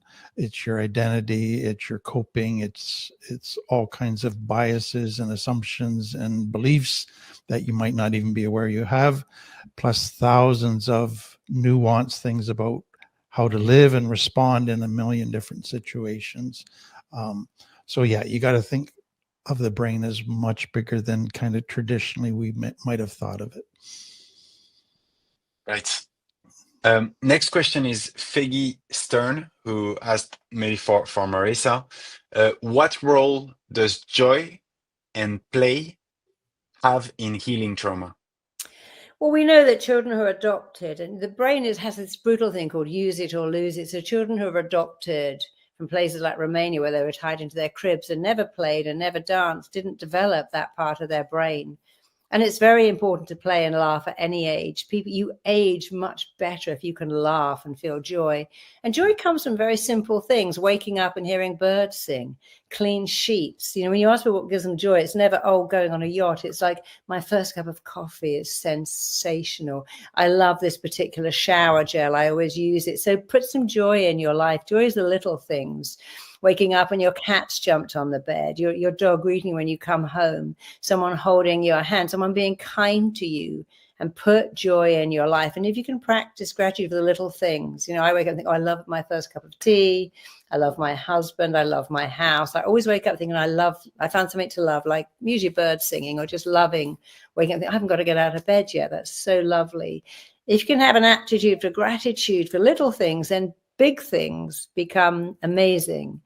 but sounds, water, just the fact you can have a bath or a shower, that you live in a free country, smell. You try and find things that you love and say, oh, I love this smell, I love this taste, I love this sound. Listen to music, dance, because you're training your brain to find joy in little things. And then when big things happen, it's just amazing. So joy and movement and dancing and singing are so important, because you want to feel childlike rather than childish. There's a huge difference. You can be childlike at 80. So embrace that. It's very important. Right. The importance of practicing these emotions is really crucial. We have a next question from Emily. My question is for Tim. On the 3 coping mechanisms you mentioned, which of those covers people who become dismissive, avoidant, and repeatedly moves through relationship, partners, or jobs? Dismissing people is another maladaptive behavior to avoid projected pain. Yeah, so I think the whole attachment, understanding of attachment is when people don't have secure attachment and have insecure attachment. Some go to anxious attachment or avoidant attachment. And so the anxious attachment is the person that is always trying to get assurances that they're loved, looking, like Marisa said, looking to somebody else to meet all their needs, and always insecure whether that person's going to be there for them. The avoidant person is just don't deal with problems, just stay away from getting too connected. And so typically you get an avoidant attracted to an anxious person, and then they have their own set of issues. But that attachment and lack of attachment can work itself out differently in people's lives. And that becomes some of the maladaptations that come out of that. Mm-hmm, mm-hmm. I guess the other corner of the same stone is a question from Jenny Matthews, who says, hyper-dependence is a response to present or past trauma. How can we ever heal from it? For Marisa. Well, we have to depend on ourselves. When you depend on yourselves, you realize you don't let yourself down. If you depend on yourself to be, if I say, okay, what are the words I want to hear that I never heard from my father or mother?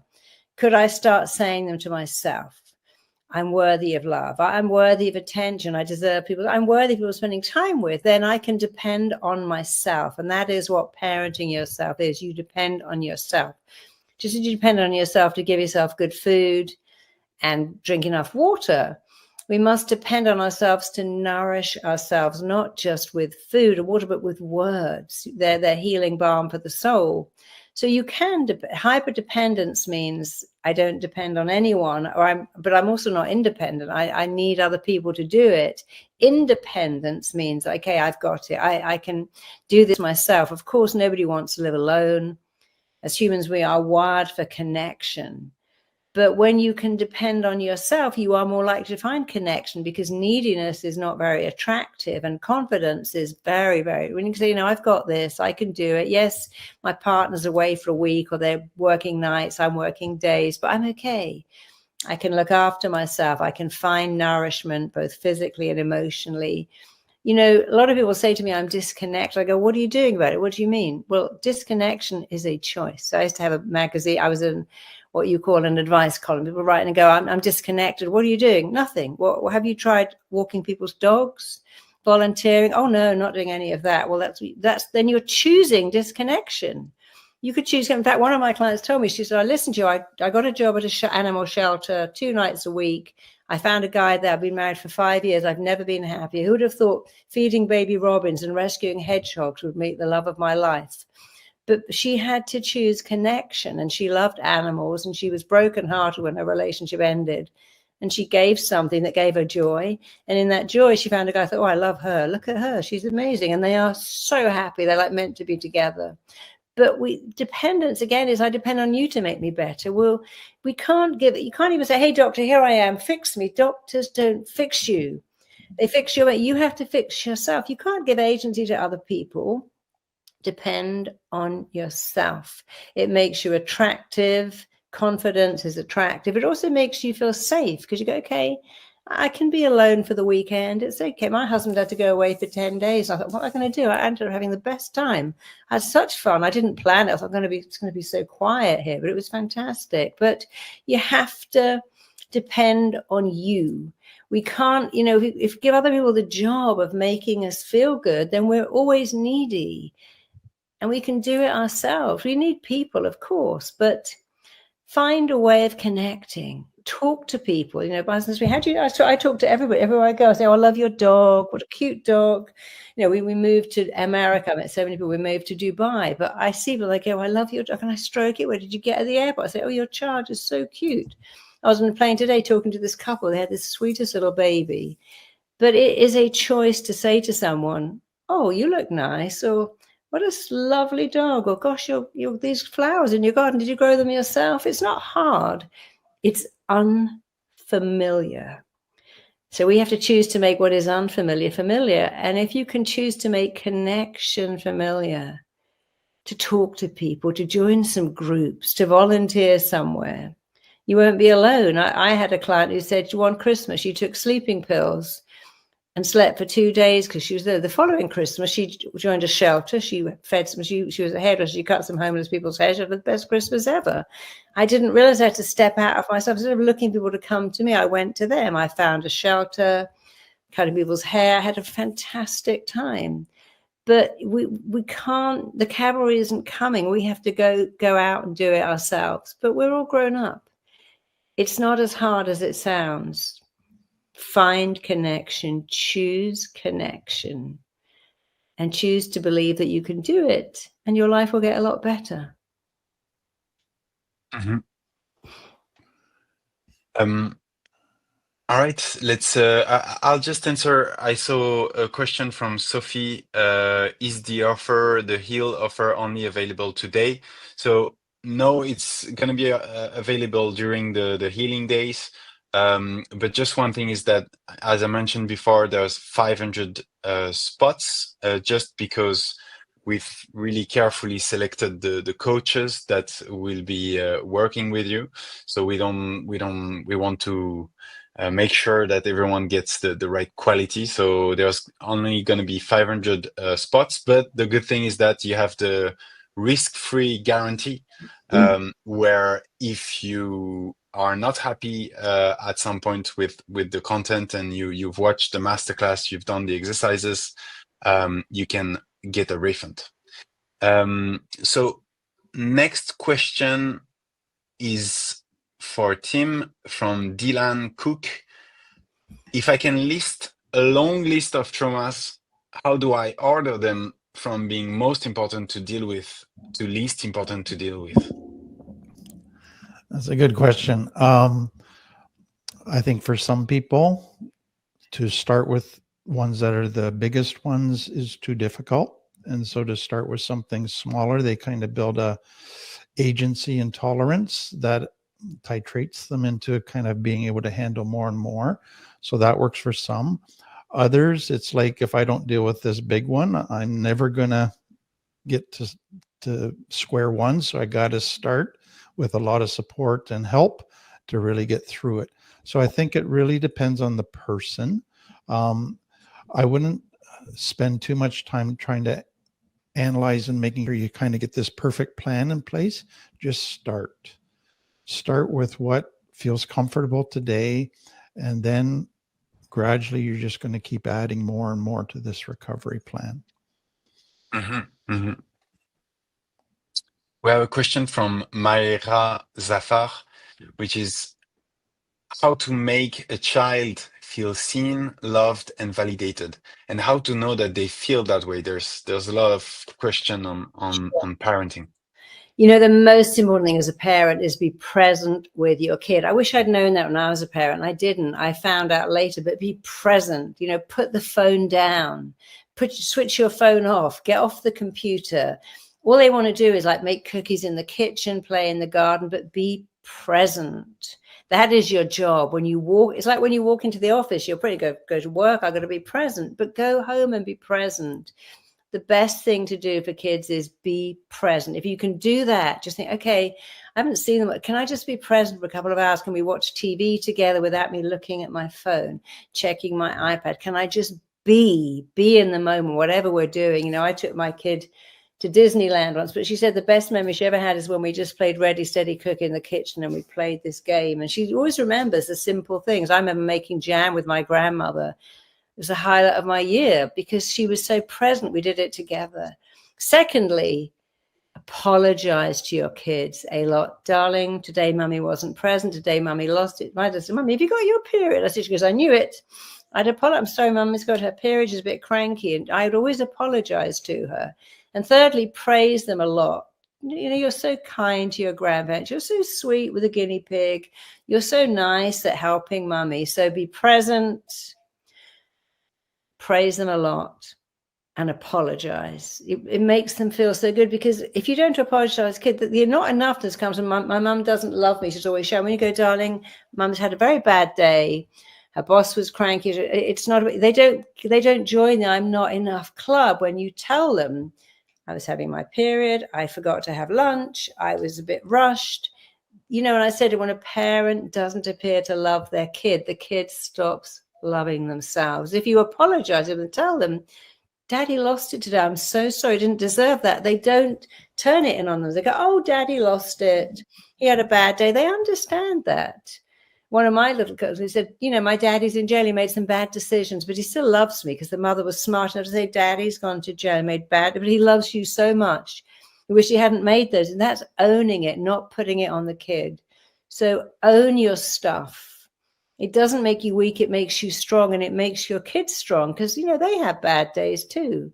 But they really answer me, say, I wasn't present today. I wasn't listening. I was a bit cranky, a bit distracted. So 3 things make you a great parent. And it's nothing to do with broccoli or organic avocados or learning Mandarin. Be present, apologize, praise them a lot. Tell them, parenting them is the joy of your life. How lucky were you to have these great kids?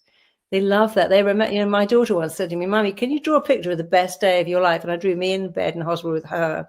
I did a little flip chart at the end of it, and it said Phaedra Peer and the day and she's still got that picture all these years later. She's 35 now. She's kept it because it validated the best day of my life was the day she was born. I would always tell her that. And I certainly wasn't a perfect parent, but you got to own your stuff, because if you don't own it, they own it. And that's when all the trauma begins. They own your shortcomings. But if you do, they don't have to. We have a question from Mandy.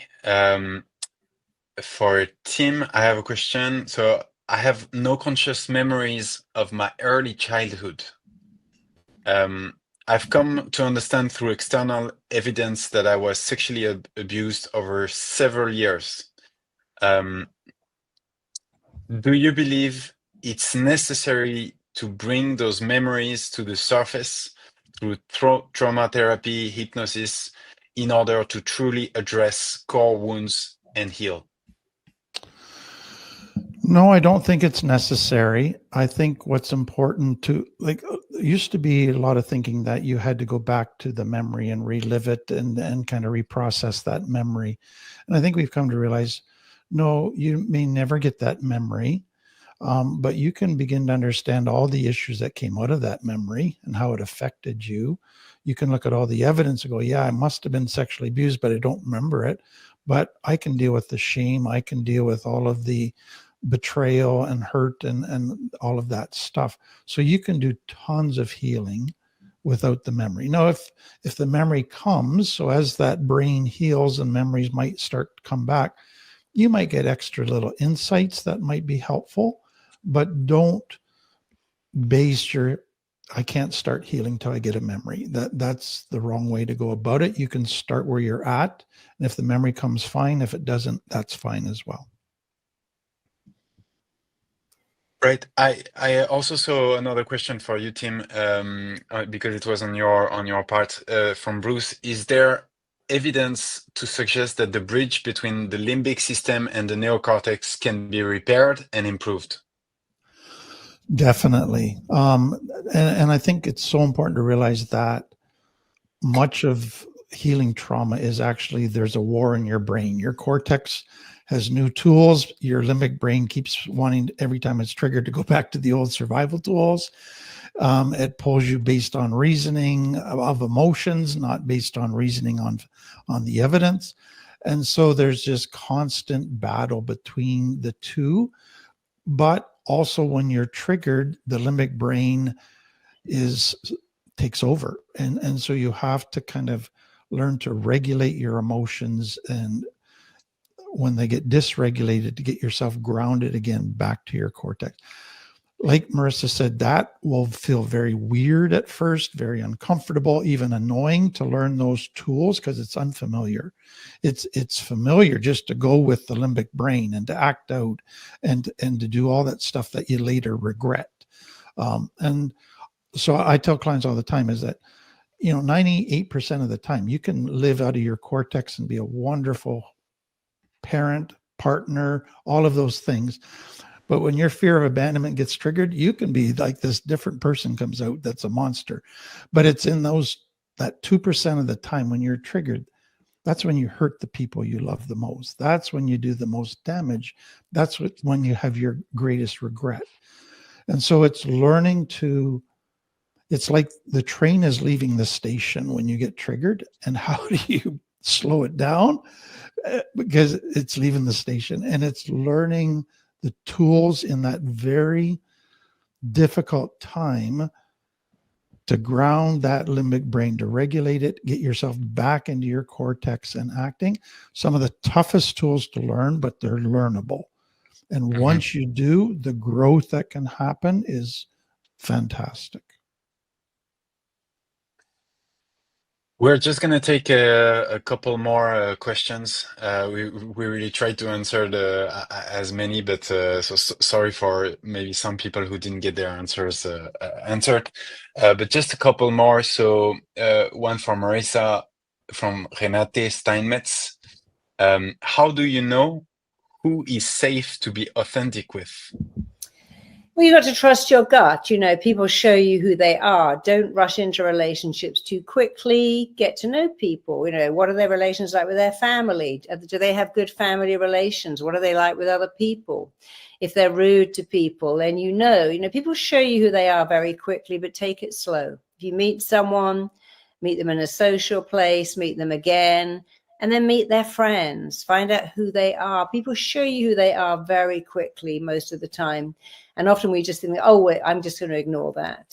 Don't ignore it. I remember years ago, I went on holiday with somebody. We both had daughters. He wouldn't buy his daughter a single gift. And I thought, oh, I'm not going to ever see you again. He showed me this incredible means that I pay for her school fees and that's it. I'm like, are you going to buy her a little present? No, I said, okay, I'll buy her one. And I knew that was a sign. And it was up to me then to think, don't see this person again, because mean-spirited people, when it's one thing to be poor, but he wasn't poor, but he was so mean. And I didn't like that. When you see people cruel to animals or rude to waiters, or they don't have any family around, they don't have any friends. So we have to be discerning. Who is this person? Find out who they are. But also, we also have to understand our own thing. We often say, I'm broken. A broken childhood doesn't mean you're broken. It means your childhood was broken. Damaged parenting doesn't mean you are damaged. It means you come from damaged parenting. So don't say I'm broken. Say I came from a broken home. My parents were damaged. But don't give yourself unnecessary labels, and learn to like yourself so much that you'd rather be on your own than with the wrong person. That's the real thing. When you go, I'd rather be by myself forever than with someone who isn't good enough, who isn't right, because damaged people attract damaged people. Then you have a damaged relationship. So join groups, join AA, join Codependence Anonymous, find people that are healing themselves, hang out with better people, but also say, I remember when I decided one day, I thought, you know, my life is so great. If I never find anyone ever, I'm all right. I was married 10 months later because I was so happy being by. It took a while to get to like myself, to like my own company.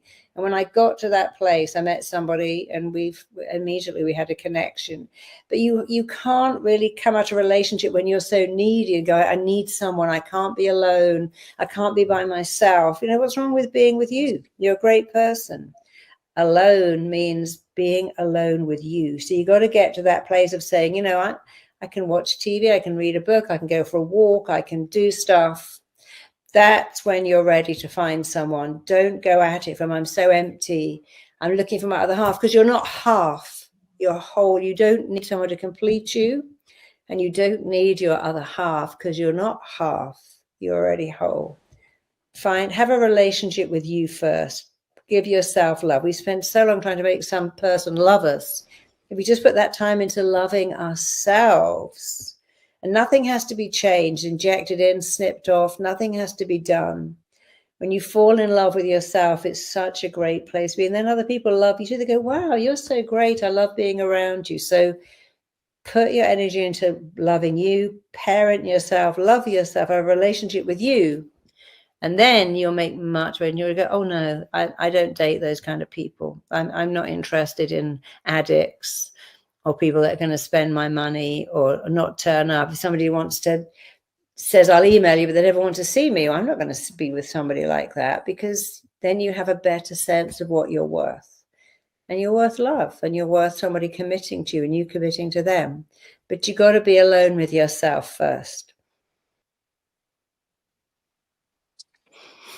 We have a question for Tim from Alex Falls. How dangerous is having the cortisol flowing through my gut and pain my chest from stress every day?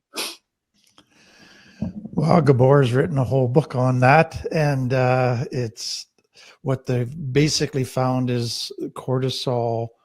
It begins to affect your immune system. It affects your body. So a lot of your autoimmune diseases, they're now seeing as cortisol connected. Over 90% of diseases in the West are due to cortisol.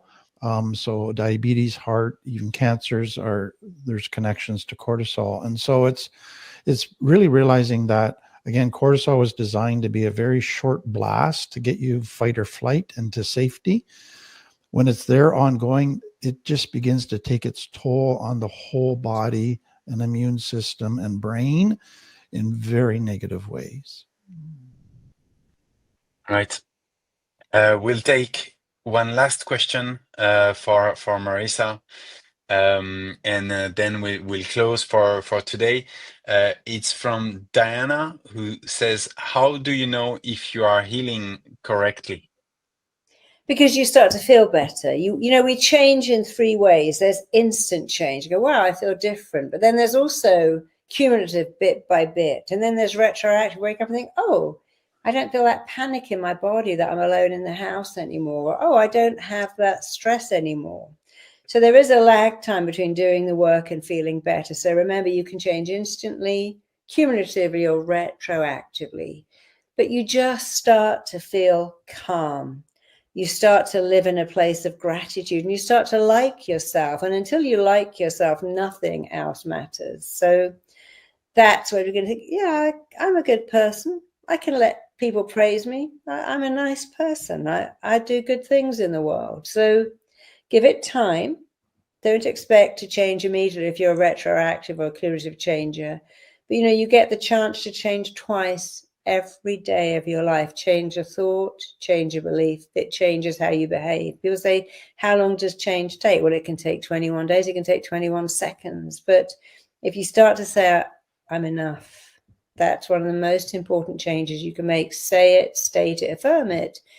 Just that on its own can change your entire life. But don't just hear it, do it. Imagine if you made your phone password, I'm enough, with security squiggles, obviously, and you had to type that out every day to open your phone.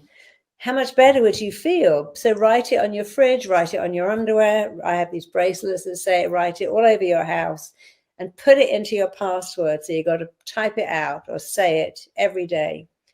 And I promise you it will change. It'll be a game changer. Sometimes the little things that make the biggest difference, because it gives you emotional resilience, and that's what we all need. Such a great ending word. So Tim, Marisa, thank you so much for so many eye-opening insights. I think a lot of knowledge, a lot of experience. I feel like people loved it. And most of all, well, thank you to everyone for this incredible participation that you had in the chat. Great starting this journey with all of you.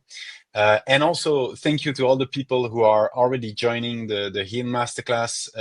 We have a lot of new students coming with Mentor Show. So same time tomorrow, we will be with Bessel van der Kolk, who's written The Body Keeps the Score. He's really a pioneer in how to understand trauma, and we'll focus on how to heal the body. So I really hope to see you tomorrow at the same time. Thank you, everyone, and see you tomorrow. Bye bye. Thank you. Bye bye. Thanks, Marisa. Thanks, Tim. Bye. Bye bye.